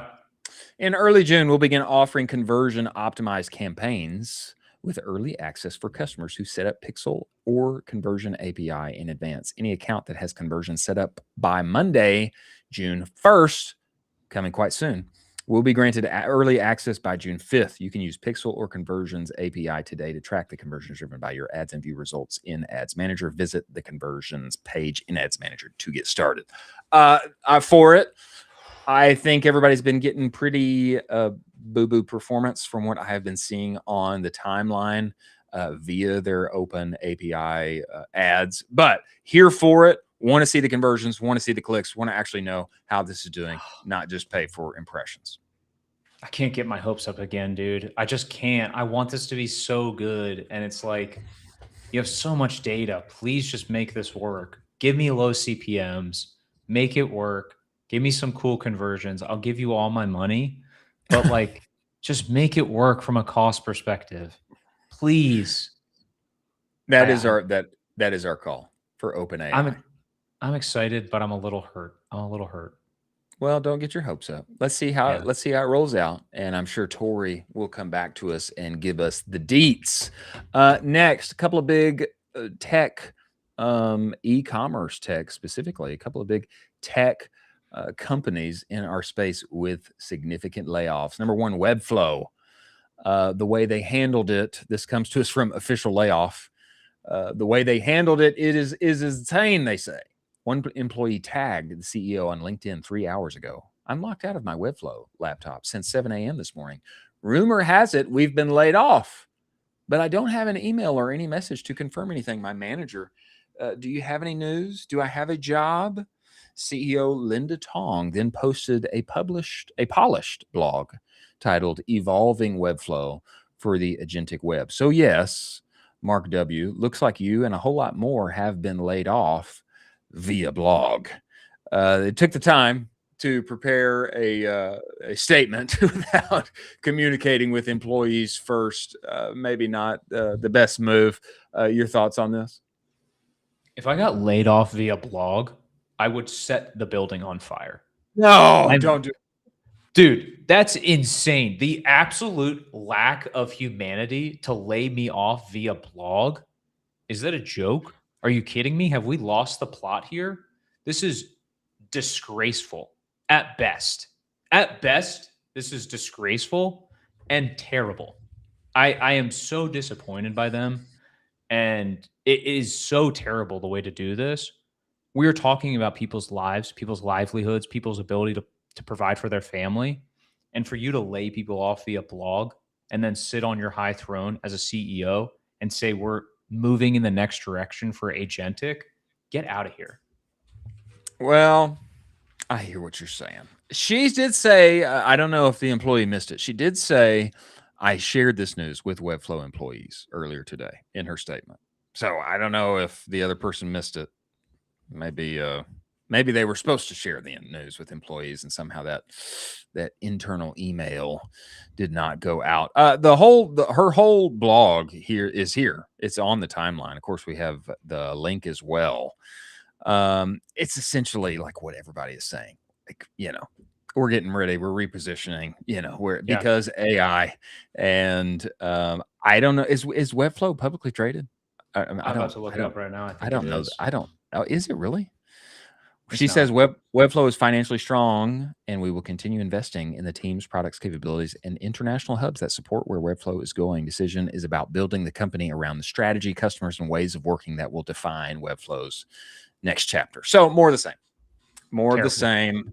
And marketing team looks like has gotten cut significantly. Interesting to say the least. Wix in much the same position.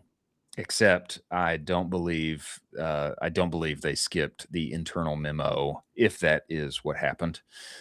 This comes to us by Avashi, co-founder and CEO of Wix. He says, today's a sad day for me. We have made a very hard decision, reducing the Wix team size by roughly 20%. One of the hardest decisions we have had to make. Confident it is the right one, and I will explain why. Decisions that will impact the entire organization. The first reason is the shekel dollar rates. Interesting. Nobody else has gone this route. In the past few quarters, the exchange rate between the shekel and U.S. dollar has shifted significantly. As the Israeli shekel strengthens against the U.S. dollar almost every day. Very interesting. Second, this is more of what we're used to hearing. Second stems from the fast evolution of AI capabilities. We have witnessed most significant shift in how companies are built, et cetera, et cetera. Not just about adopting new tools, it's about rewiring how companies are built and how they think, how they manage, how they operate, et cetera. We need to become faster, leaner, flatter organization. The same talking points we hear everywhere. Yeah. There has to be something to it. Otherwise, it wouldn't keep happening. I don't think everybody is just trying to cut simply because they want to. Those who are affected will be contacted in person directly, and we will do everything in our power to handle each conversation with sensitivity, respect, and the care that you deserve. There you go. There you go. This is how you address employees. I'm so surprised, and I'm glad that they're addressing it this way, and also calling out the employees' great work that they've done. This is the way you handle this type of situation, and you call out, a lot of the macro stuff too. There's macro things that are taking place here. It's not just the actual company itself. And so that's the way you handle this. You have those super long built out messages that's actually coming from the heart, actually recognizing people and saying, hey, we're going to contact every single one of you personally by phone or in person and make sure you're kind of moving in the next step in the right way. That's how you do it. Very interesting to see how this will continue to play out over 2026. This seems to be the repeated pattern across big tech, and we can only expect that it will continue to affect our space as well, unfortunately.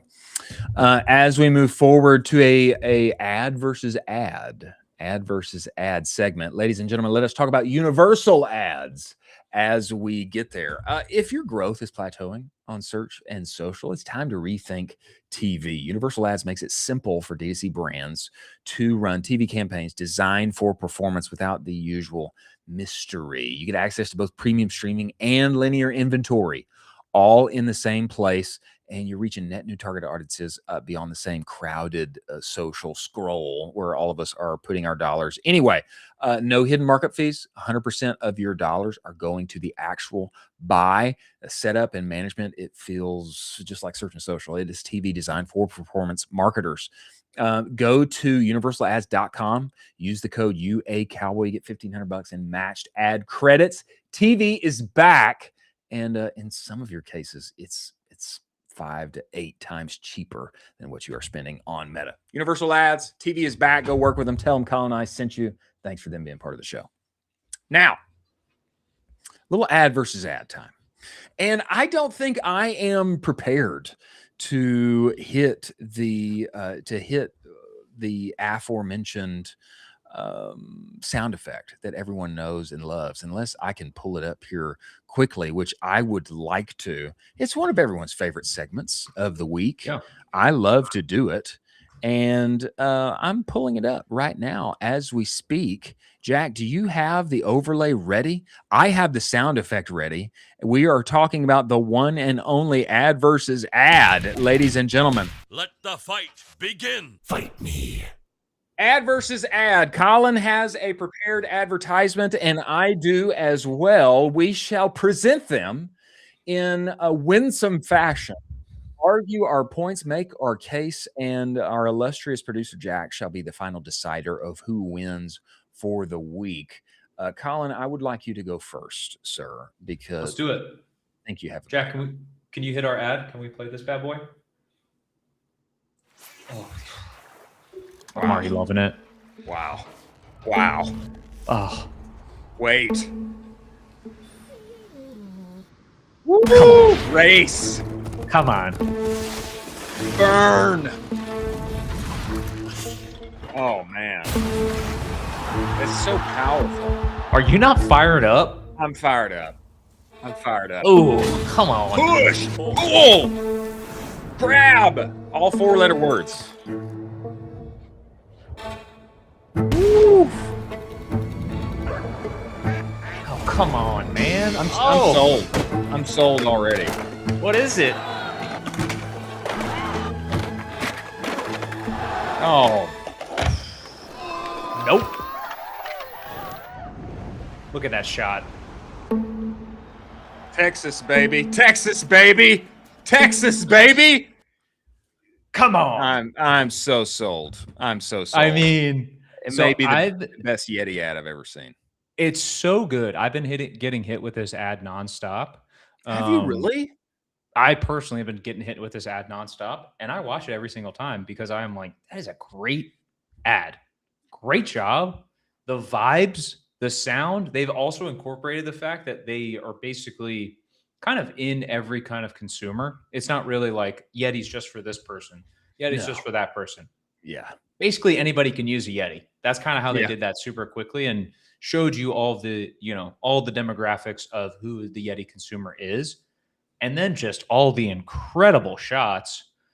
They're kind of stealing a little bit of the sauce from GoPro with these amazing shots, amazing videos. You feel the vibe. You want to, dude, I want to do 90% of the things I just saw. That was so cool. They just continue. They continue to be an amazing company. They continue to be a cool company. They continue to crush and do all the right things.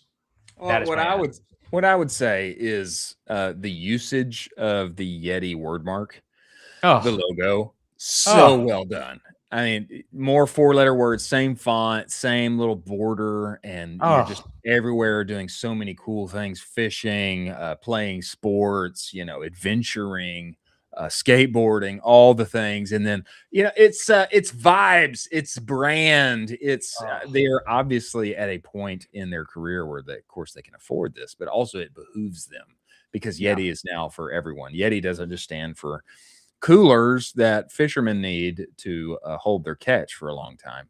Yeti stands for outdoors, adventure, vibes, going at life, doing something worth remembering.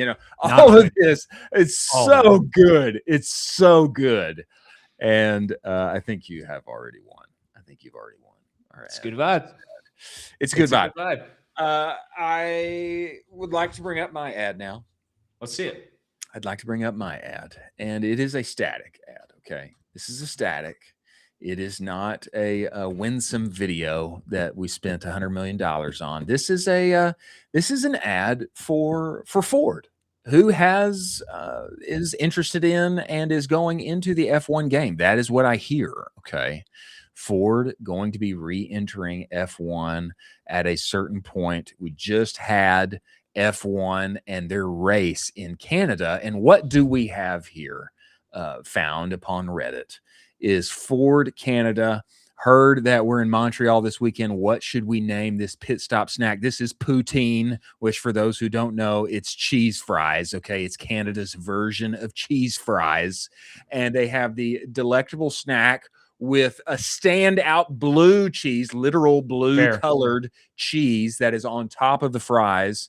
And it catches one. It makes you wonder what is going on here. What is this blue sludge upon the fries? What does this have to do with Ford? Why is Ford serving me a bucket of fries? And time, place, geolocation, culturally appropriate with Ford's epic push into F1 in the coming years to combat and compete again on the world's largest stage in racing. Methinks this was a scroll stopper. Exactly what you just said. This is a scroll stopping ad. If we're going for raw performance, if we're going for immediate ROI, I need clicks and conversions, I would go with your ad as a static. Because it's a scroll stopper, it immediately hooks you. You're stopping immediately on that. If you're going for branding, if you're going for cool factor, if you're going for all these types of things, I think you go with my ad. I'm going to be honest. I kind of sandbagged this one. I had to give it a good attempt here, but after I saw your ad, I kind of forfeited. I raised the white flag. I knew that this one was over, so I just found one, and I said, "Okay, let's go with this," because Colin's already got this in the bag. But let's hear from Jack. She may surprise us. Illustrious Judge Jack Who wins the ad versus ad for this? Yeah, he's gonna go for Colin. Of course. I do too. Honestly, I do too. I don't know. Obviously. I mean, these fries, of course, like nobody's going to pick these fries over that ad. I mean, that thing that you produced and brought to us was a work of art. And I want to see YETI do more of this. We say on the show all the time, ads are not bad. Bad ads are bad. That, I want to watch that. I want to see that. I'm inspired by that. That's cool. You watch that, you come off that, and you go, I feel freaking cool right now. Yeah. Like, I feel like I could do some cool stuff right now. That's how I feel coming off of that. That's the propaganda I'm pushing. Give me video and products that's going to make me feel alive and make me fired up about life and make me ready to attack and go get it and do something worth remembering in both my personal narrative and the narrative of my family. And that's what YETI is doing there. I almost channeled some Macho Man Randy Savage there. Oh yeah. Oh yeah. That's what I'm talking about. Oh yeah. That is what I'm talking about. We have the one and only Lauren Hutner, who is coming to us very soon. I would love for you to give a little background on Lauren. I have heard of Pebble. Okay, she's founder of Pebble Labs, Pebble Community Labs, I believe. And I have heard of her by the hearing of the ear, and I have heard of Pebble, but I don't think I have the full context that you do. Give me some background on Lauren and Pebble and who is coming to speak with us about going mega viral ever and only and always. Yeah, they are creating the best UGC for e-commerce and direct-to-consumer brands right now that is going mega viral. And so if you need an agency and you want to go mega viral on organic, it's pretty easy to just look at what they're doing. She's been posting a ton of the screenshots and a ton of the performance that they've had in recent weeks and some of the campaigns that they've launched. And it is banana sandwich, the views that she's getting. Banana sandwich. We're talking 50 million views on a campaign. You know, for those who have never gone mega viral, you would almost think probably random. You know, why does it work? I don't know. But I think for people like Lauren, there's obviously secret to the sauce. Otherwise, you don't go mega viral all the time. One does not do that unless you know what you're doing. And she is here. And she is coming to us to inform us and help us get up and to the right on our organic socials and in our creator programs. We want to learn and we want to dive in and we want to be like Lauren. Before she comes, ladies and gentlemen, let us talk about Postscript. Focus is an amazing thing, is it not? Yes, it is. When one focuses, you get outside results. And I know you've got some kind of SMS partner right now. They do 6 or 7 things for you. Postscript only does SMS all the time. And there's a reason why when people make the switch to Postscript, get a plus 22% increase in SMS revenue. It's because Postscript only focuses on SMS. Always. Goal is to make SMS your number one revenue generator. Now, I didn't make plus 22% when I joined them. We made a whole lot more. Went from making very little money on SMS to being a top 1% account on their entire platform inside of a year. The secret was I just did what they said, okay? And what they are saying is that you're leaving money on the table when your customers text you back. Go to the conversational report, direct-to-consumer.co/the conversational report. Postscript's AI shopper can have one-to-one conversations with your customers at scale while you sleep, okay? During normal texting hours, while you sleep. Brand, voice appropriate brand knowledge, etc. Nate Lagos was just on here, said they turned on AI shopper, made an extra $17K in their first day because of shopper, and Nate was offline, totally forgot about it. Go to Postscript, talk with them, tell them Colin I sent you many thanks for them being part of the show. Now, we must bring Laura Hutner in here, founder of Pebble, data-driven, creator-led marketing studio, who is taking everyone up and to the right ever and always with their content. Everybody, welcome inside of the show, Lauren Hutner. Lauren, get in here. Hi.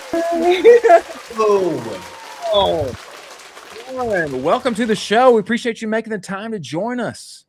Yes. Hi. Thank you. Excited to be here. Absolutely. Lauren, tell us, how did you get here? I have heard that you're Forbes 30 under 30. I've heard basically everybody that works with you, they ended up getting like 50 million views like all the time. Can you give us a little backstory on you founding Pebble and how you got to this point? Yeah. Well, it kind of goes back to like freshman year. So in college, I worked for a data analytics firm for YouTubers. So like we were very early on making YouTubers go viral by optimizing the YouTube algorithm. And that company got acquired by Jelly Smack. My old boss is like the head of strategy at Mr. Beast, which is like crazy. And I kept freelancing. I kept working for creators and brands. And by the time I graduated college, I just thought I was going to go all in and build influencer marketing campaigns for brands. And so I did that for a little bit.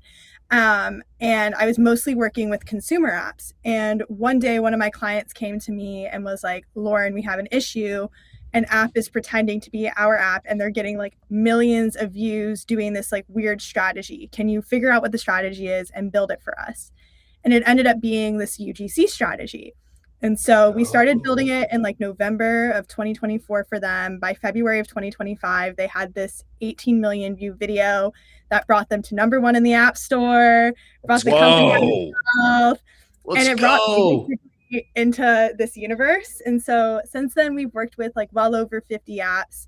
I've had like helped 4 apps hit #1 in the App Store, including crazy $1 million in 2 weeks. I like literally invented a trend, which is kind of nuts. And then, yeah, in January of this year, we started working with more Ecomm clients because my whole hypothesis is that, well, not even hypothesis, I think it's like a proven thesis at this point, is that you can really make anything go viral if you have enough volume and you're listening to enough creative signal and you're targeting it correctly. So the first brand we worked with was this silly string soap company called Dojo. And the combination of the product itself is like inherently viral. Like it's literally silly string soap. We had some good creative, and we had this creator that has like maybe the chubbiest baby I've ever seen. And it's so cute. And like their third post got 2.3 million views. And in 6 weeks, they had like 50 million views. So we've since brought on like a bunch more e-commerce clients, and like 2 of them had hit 10 million views in 6 weeks. Others are like repurposing it for Meta. But yeah, it's like crazy what can happen when you're actually throwing a lot of content at the algorithm and learning from it. I mean, that's absolutely incredible. You recently just commented on Sean Frank's Hudson method and the way that you approach it a little differently. Can you talk a little bit about that, your difference between that? Yeah. So, traditional like TikTok shop and affiliate, you're getting a lot more creators than I think we're getting, and 50-50 on, well, TikTok shop actually requires you post, but sometimes in like traditional PR seating, it's like 50-50 on whether they're going to post, and they're definitely not going to post more than once. With our method, we're working with a smaller number of creators. Like most of the time our brands are working with 8 to 20 creators, but we're guaranteeing a quantity of content. So most of our starter programs are doing at least 1,000 posts a month across TikTok and Instagram. We have like a 2-step testing process on the creative. So the first step is to find the format. So if you look at any piece of content, it falls into different buckets. There's like talking to camera, there's compilations, we like to call it hook demo, where you like hook on screen with face, and then there's like a demo of the product. There's long text, there's all these different ways to like talk about something. So you have to figure out how people like to receive that information. And then you can go ham on the information. You can play around with the narratives, the storytelling, the application of the product. And so we're constantly looking for signals in those 2 buckets to like keep pushing the programs forward, get more viral videos, raise our median, all of that fun stuff. Wow. It seems like you have kind of boiled this down to a science. I mean, when Chris and I talk about virality, there's a lot of like brands we think about, oh, like great for them, they got a lucky hit, all this type of thing. It seems like you have broken this entire thing down, turned it into a formula and a science. What has kind of caused you to do that, and how did you come by this formula and or kind of scientific approach to this? Yeah, I mean, so it's low key out of necessity, right? Like you got to figure out why something is working and make it happen again. But I think it really breaks down into like 3 things that all work together. So the first is algorithmic precision. So one part that I left out of the Hudson method being like we're different from that is that all of our creators are creating new accounts. And so the TikTok and Instagram algorithm like new accounts because they're more malleable, right? When you create an account on a social media platform, they're like looking for signal into like what you're interested in so they can like push you content and keep you on the platform. There are ways that you can gamify like what you're into when you're on a new account, which is why we prefer that. So we give them like people to follow, content to repost, content to engage with. Most importantly is like search terms to engage with. Really? I'm like blown away by this, Lauren. You literally like you can figure out like you can put your content exactly where it needs to be just by like gaming how your account is like viewed by Meta and TikTok. This is crazy. Okay, so that's number 1. You said there's 2 Number more. 1 is like algorithmic precision. Okay, like you've got to get yourself in the right side of the algorithm. Okay. The second part is creative iteration, which just means like having a good process and being very diligent on what variables you're testing in every brief, identifying what's working, and then scaling what's working and getting rid of what's not working, while also having like a good ratio of experimental content. So we always run like a 2-to-1 ratio. 2/3 of the content is stuff we know works. It's variables that are like tried, true, and trusted. Scripts that might feel a little repetitive, but we can do with a different like visual hook or, you know, a different topic. Maybe it's the cousin instead of the sister that's like having this issue. And then 1/3 is experimental. So maybe it's like a new trending audio, or, oh, we haven't tried long text in a while. Let's see if this long text will work. Or a competitor is doing it. Let's like try this. So you want to have like a good way to track all your data points, and you want to have enough data points too. So that's why we have so many posts go out.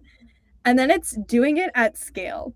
So in TikTok shop world, there's like the 90-10 rule where 90% of your content performs like median, 10% pops off. It's the 10% that like drives serious like GMV. We see that actually work in the apps world too, and across like all organic content.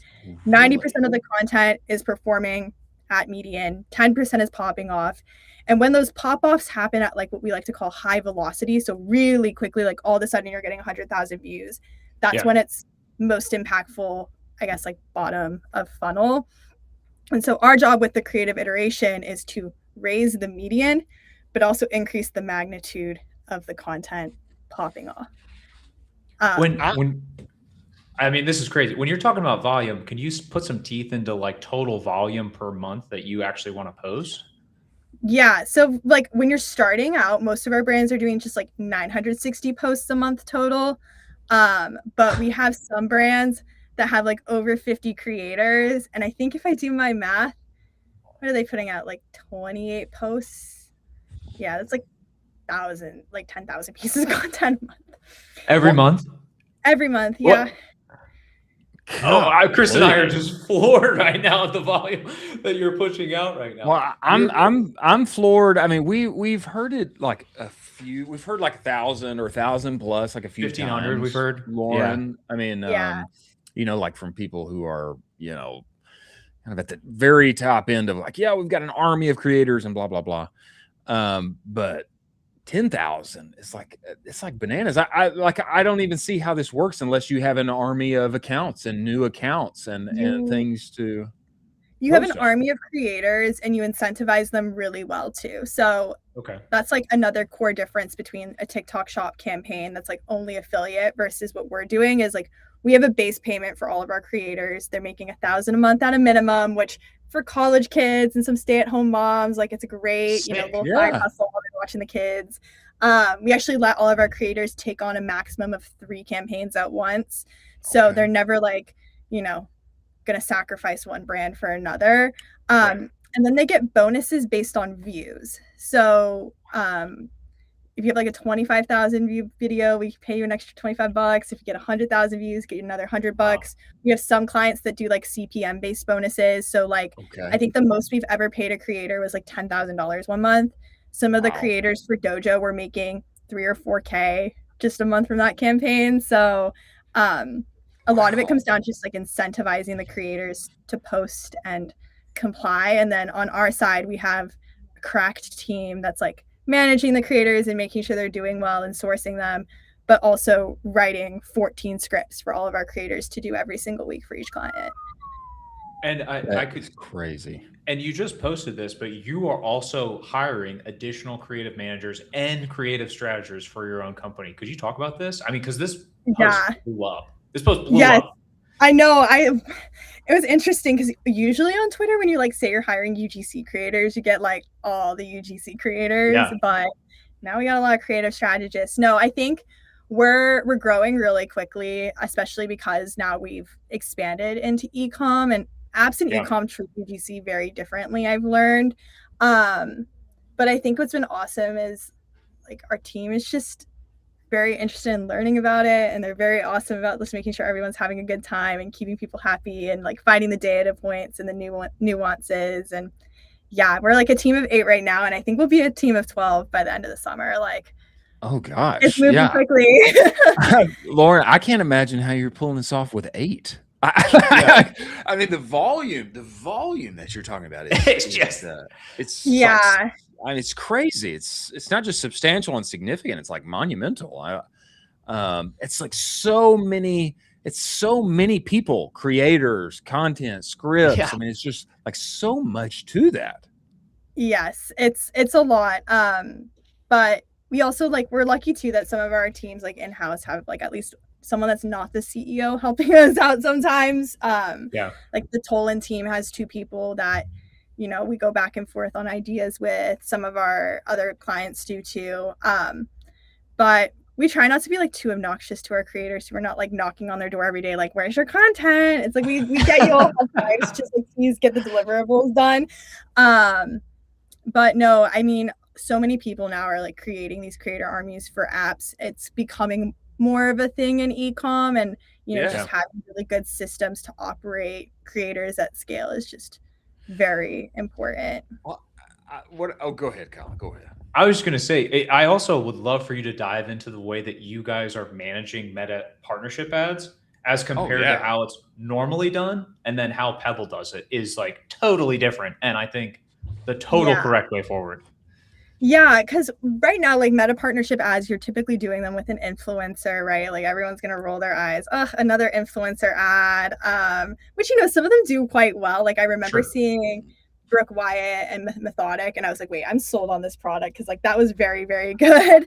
But you know, the whole thing about like UGC and any ads like looking authentic is they actually have to come from authentic people. And so when we have them posting on these new accounts that like look like normal people, they just have like ambassador in the bio, it makes a difference on how it's perceived, you know, by someone that's receiving the ad, whether it's in an Instagram story format or in their feed, or, you know, my 50-year-old mom who like uses Facebook. Like so it's very different when it comes from someone that's not an influencer. But the way we typically work with our brands is like they have access to whitelist all the content, and then when they do, like obviously it performs well, so the creator gets their little kickback from it. But like some of our brands are reporting that it's cut their CPC in half compared to influencer. So I do think this is gonna be worth investing in moving forward. Whoa, that's crazy. That's crazy. I mean, I think you should just lead with that. The fact that you're going to cut CPC in half is kind of bananas in the day and age of Meta being wildly expensive. Yeah, Meta being Meta. Chris loves it, but I'm on the other fence. Chris, go ahead. What were you saying? I find it so interesting, Lauren, that you have come from the tech side of things with UGC, and now you're branching into e-commerce simply because I normally have thought about it the entirely other way. I have only recently been aware of like tech UGC being a thing. I didn't even know it was a thing until like 6 months ago. But you know, of course, Ecomm UGC, it's like all we see all the time. It's like, yeah. I mean, we get it. We like need good creators to make unique pieces of content. But I find it so interesting that you have, you know, it's like the other way around for you. Yeah, well, I mean, I got my start with like a lot of tech companies. That's where I was like playing around in the first place. But interestingly enough, I had heard about this strategy in like 2023 when I was working at Inc. as a little intern.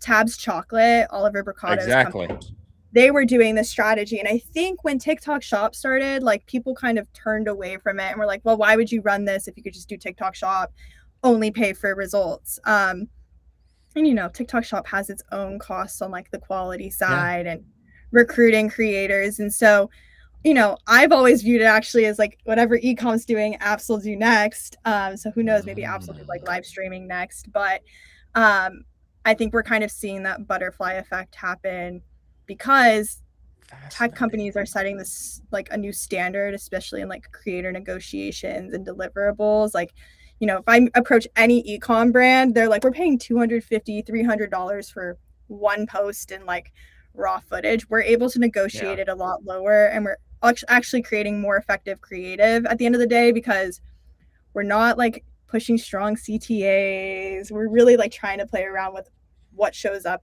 in the feed. We're optimizing for like feed rather than following, which I think is very different than how Ecomm has traditionally purchased. That's fascinating. Lauren, so a lot of folks that listen to the show are very massive consumer brands. They're all over the spectrum. Yeah. What size of brand is a perfect customer for you? So if a brand is listening to this and you're saying, hey, I want to work with Lauren, what is the perfect brand for you where they're approaching you and it's like, this is a perfect little ICP for us. We can hit a home run out of the park for them. Yeah, we've typically been targeting people that are making like over $1 million a year in revenue, but don't have like too big of a team, right? Like I think, you know, if it might be more cost effective, honestly, sometimes just like build this in-house and play around. But if you don't have a huge team, you're not like overly invested in brand either. Like sometimes we hit a lot of roadblocks where it's like, you can't say that. We don't want to say like dupe. We don't want to say like, we don't like want to insult anyone. So like lean teams oftentimes work best with us, but you're also like making money and like understand you got to play the algorithm game. It's difficult with larger brands who like need to have very strict quality control. And obviously if you're a smaller brand, like you're very cash strapped. We were working with a brand that was smaller and we definitely got them off the ground. We got them their initial assets, but like they can't keep the program afloat because they need to focus on paid instead of like growing an organic presence.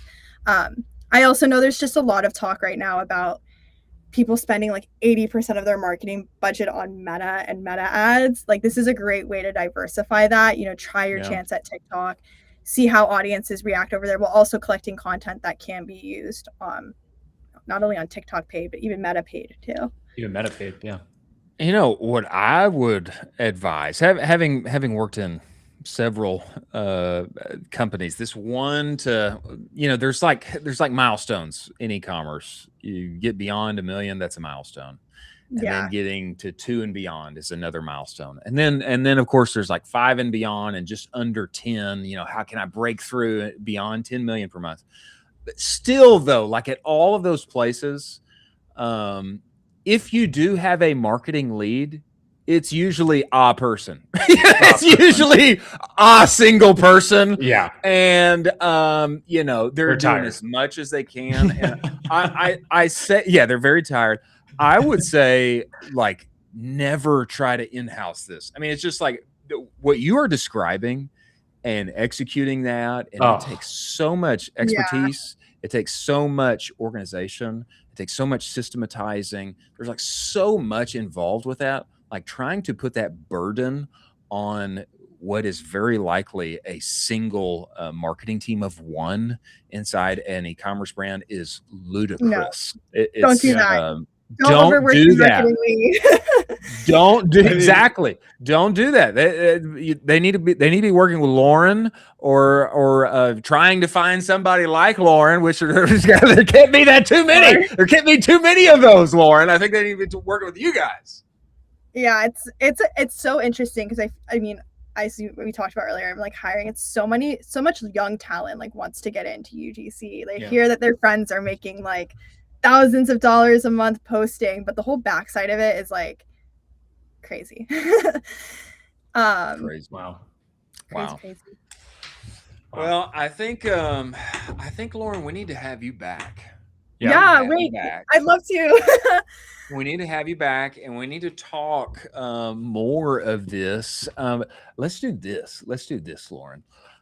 This next time, when you have a campaign or a video just go bonkers, which I'm sure is like happening all the time, Lauren, you just let us know. And what we're going to do is we're going to carve out 5-10 minutes, and you need to come back, show it to us. We will ooh and awe, and then break down for us why it works. Because period. I'll do that for you guys. What you guys are doing and the scale that you're doing it at and the amount of volume is truly unique, and we appreciate you making the time to join us. Of course. Thank you guys. I'll reach out when I have another viral video. Okay. All right. I'll do that. Thank you, Lauren.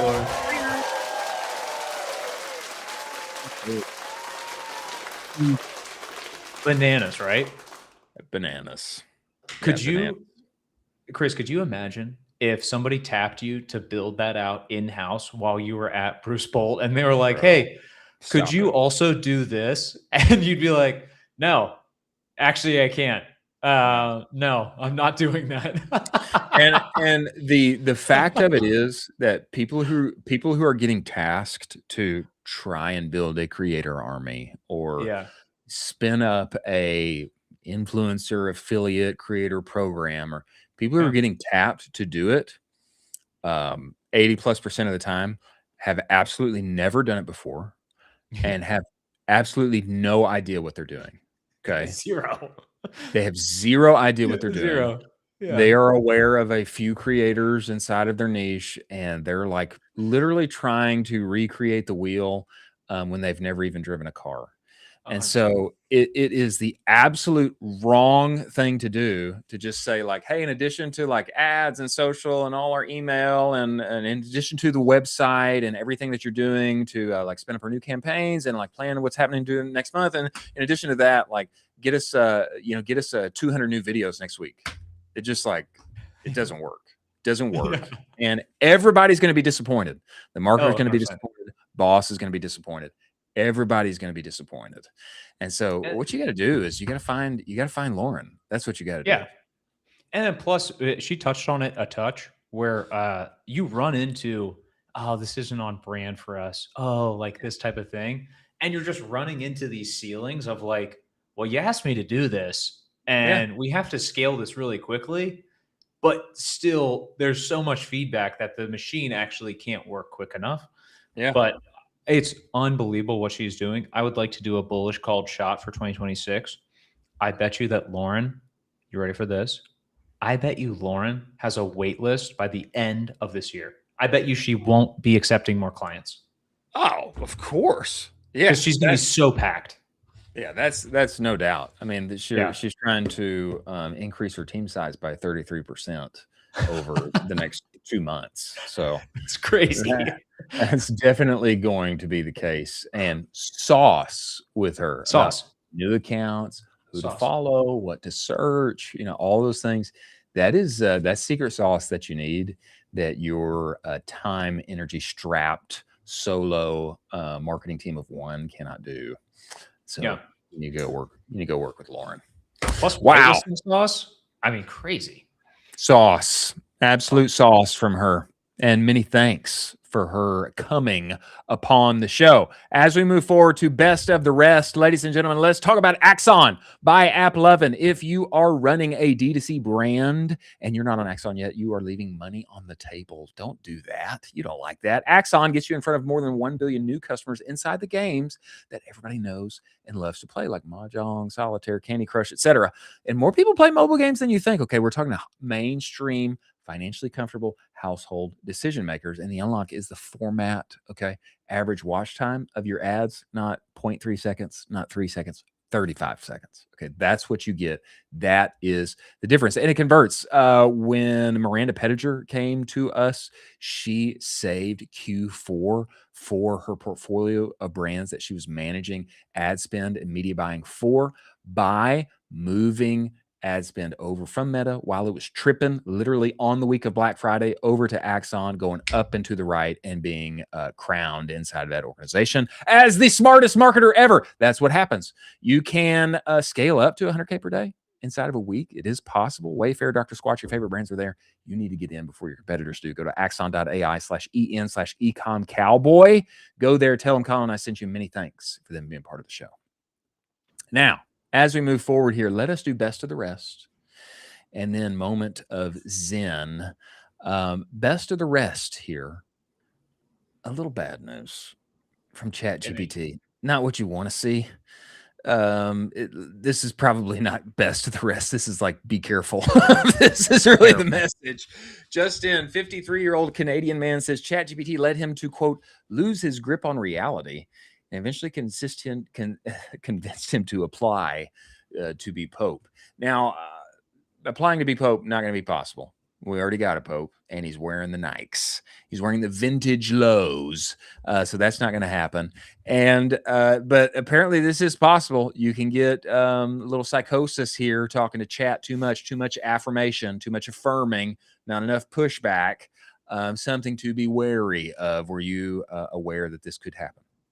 Totally. There's this psychosis problem with AI right now, and you immediately touched on it. This affirmation. This is one of the things that I wish AI would push back more on, is all of these decisions that you're making. It needs to be solved. I think it eventually will be solved. I don't think it's going to be solved right now, but I would say probably in the next 5 years, we will get a solution for this where it's not just affirming everything. There are multiple stories about this, by the way. This isn't just the first one-off. There are multiple stories of people basically going into AI psychosis because they just keep going down the rabbit hole, and chat is just saying exactly what they need to hear. And so be careful, folks, and go outside and touch some grass. Touch some grass. Get out of the chat window. Chat can't love you, but there's a human out there that can. Next post here, really good one from Alex Fedotov. And a little breakdown here on how to sell a unique product. Had dinner last week with a 45-year-old who spent 20 years in dental product sales. Worked for one of the big consumer oral care brands. Left in 2022 to build a D2C brand. Sells gum disease supplement to people 50 plus. Doing 1.6 mil a month. Okay. Asked him how he competes against multi-billion-dollar conglomerates with 100x his ad budget. That is the case. That's his competition. He said, quote, their marketers have never been in a dentist's office on a Tuesday morning. They've never watched a hygienist tell a 58-year-old his gum recession is now irreversible. They sell features. I sell the smell of bad breath in a Zoom meeting. That's powerful bad breath. If you can sell it, if you can smell bad breath in a Zoom meeting, that's powerfully bad, by the way. His ad library is exclusively scenarios that consumer brands won't touch. A man leaning across a conference table, watching the woman across him recoil. A grandfather getting a wrinkled nose reaction, kissing his granddaughter. Oh, that hurts. Husband who turns his back to his wife at night because his own breath disgusts him. He told me consumer brands won't run those ads because they, quote, damage brand equity. His brand isn't trying to win shelf space at Walgreens. He's trying to win the customer who's avoided their spouse for 6 months because they're ashamed of how they smell. There is like really something here that he's hitting on. Yeah. Different game entirely. Big consumer oral care brands lose to e-com entrepreneurs willing to live in the discomfort they refuse to touch. I feel something here. There is a there. Your thoughts, Colin One Shot Doherty? Absolutely. This is just zigging when other people are zagging, and you don't have to follow what massive brands are doing. Quite the contrary. Just do the opposite of what they're doing. There are riches in the niches, and if you can do that and find that and talk to the points that they're not talking to, you can make a lot of money like this guy. They zig, we zag. Last of best of the rest. Have we strayed too far from the light? This food post. Number one, I didn't know what this was at first. I thought this was a billboard. I thought this was like a TV at an airport because it said Cincinnati to NYM. I just thought like, I don't know where they're flying here. This is not. This is a menu at a baseball game. And this is chili, spaghetti, and cheddar cheese wrapped in fried in an egg roll. This is at Citi Field, which I believe is where the New York Mets play. This is like a Midwest chili egg roll burrito. Golly. I mean, look, if you take the spaghetti out of this, I'll eat it. Probably if you take the spaghetti out, it's baller, probably. If you take the spaghetti out of this, I'll order 6 of them. Just get rid of the spaghetti. Come on. Skyline chili egg roll. I think if you take the spaghetti out and you put something in there like jalapenos or pickles or something, on top. Yeah, a little vinegar, something that like gives you like a little surprise taste. Yeah, you need like a dip, a little pop. Dip with it. You need some acidity to kind of like make that thing jump. But you take the spaghetti out. This is probably delicious. Is there any cheese? There's no cheese. Good. Cheddar cheese. Oh, there is cheese. Okay. Yeah, I think we need a little acidity, and I think this thing's bound to take off. Just need to get that spaghetti out of there. I don't know why we got spaghetti in there. Yeah, not a Skyline chili fan. I am not from the Midwest, but I celebrate the innovation. Before we come to Moment of Zen, ladies and gentlemen, let us talk about Seguno. Seguno is the only marketing suite that lives entirely inside of Shopify. Emails, pop-ups, banner reviews, it's all there where you already work and play every day. And it means you don't have to trust big email and the over-attribution of their data. With Seguno, your Shopify data is your email data. This is why this is email 3.0, and it's why they won the 2024 Shopify Build App of the Year. One-click automations, actual humans that can help you. Go get the advanced Shopify segmentation playbook at the URL scrolling across the screen. If you go talk with Seguno, give you a free trial of their platform. Tell them Colin I sent you. They will extend that to 30 days. Built for lean teams with big aspirations. Many thanks for Seguno being part of the show. Now, Moment of Zen. We all know Mountain Dew. We love it. We love zero sugar Mountain Dew.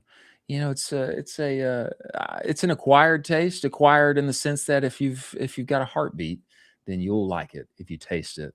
But what I would like to bring to your attention here is the only thing that could be better than Mountain Dew is American Dew. And this comes to us from Made in America. Made in America, Chris Hume. Actually, I think that should be Made in the USA should be his middle name now. Chris Made in the USA Hume. Apparently, American Dew does exist. Theo Vaughn here holding it. And perhaps if they were to change the name for America 250 from Mountain Dew to America Dew, then to the moon. To the moon. Just change it for this year to America Dew. To the moon. Last words from you, Colin Doherty, before we get out of here? I would say there's some crushers that are coming up. There's people like Lauren that are just going to basically eat your lunch if you don't understand what's going on with everything that's going on with AI and how quickly all of this is moving. Don't get complacent and keep on vibing. Bring us back here, Jack. Many thanks for joining us. Many thanks for Lauren of Pebble joining us to show us what's possible. Pouring out for Nate Rosen. We hope his internet gets fixed and he can join us again soon. Many thanks for Northbeam, Incense, Seguno, Postscript, Rocked, Aftercell, Axon by AppLovin, Proxima, and Universal Ads for making the show possible. Happy early Friday. We will see you tomorrow. We've got a stacked guest list tomorrow. 4 guests with us. It's going to be a banger. Happy almost weekend. We will see you on the other side.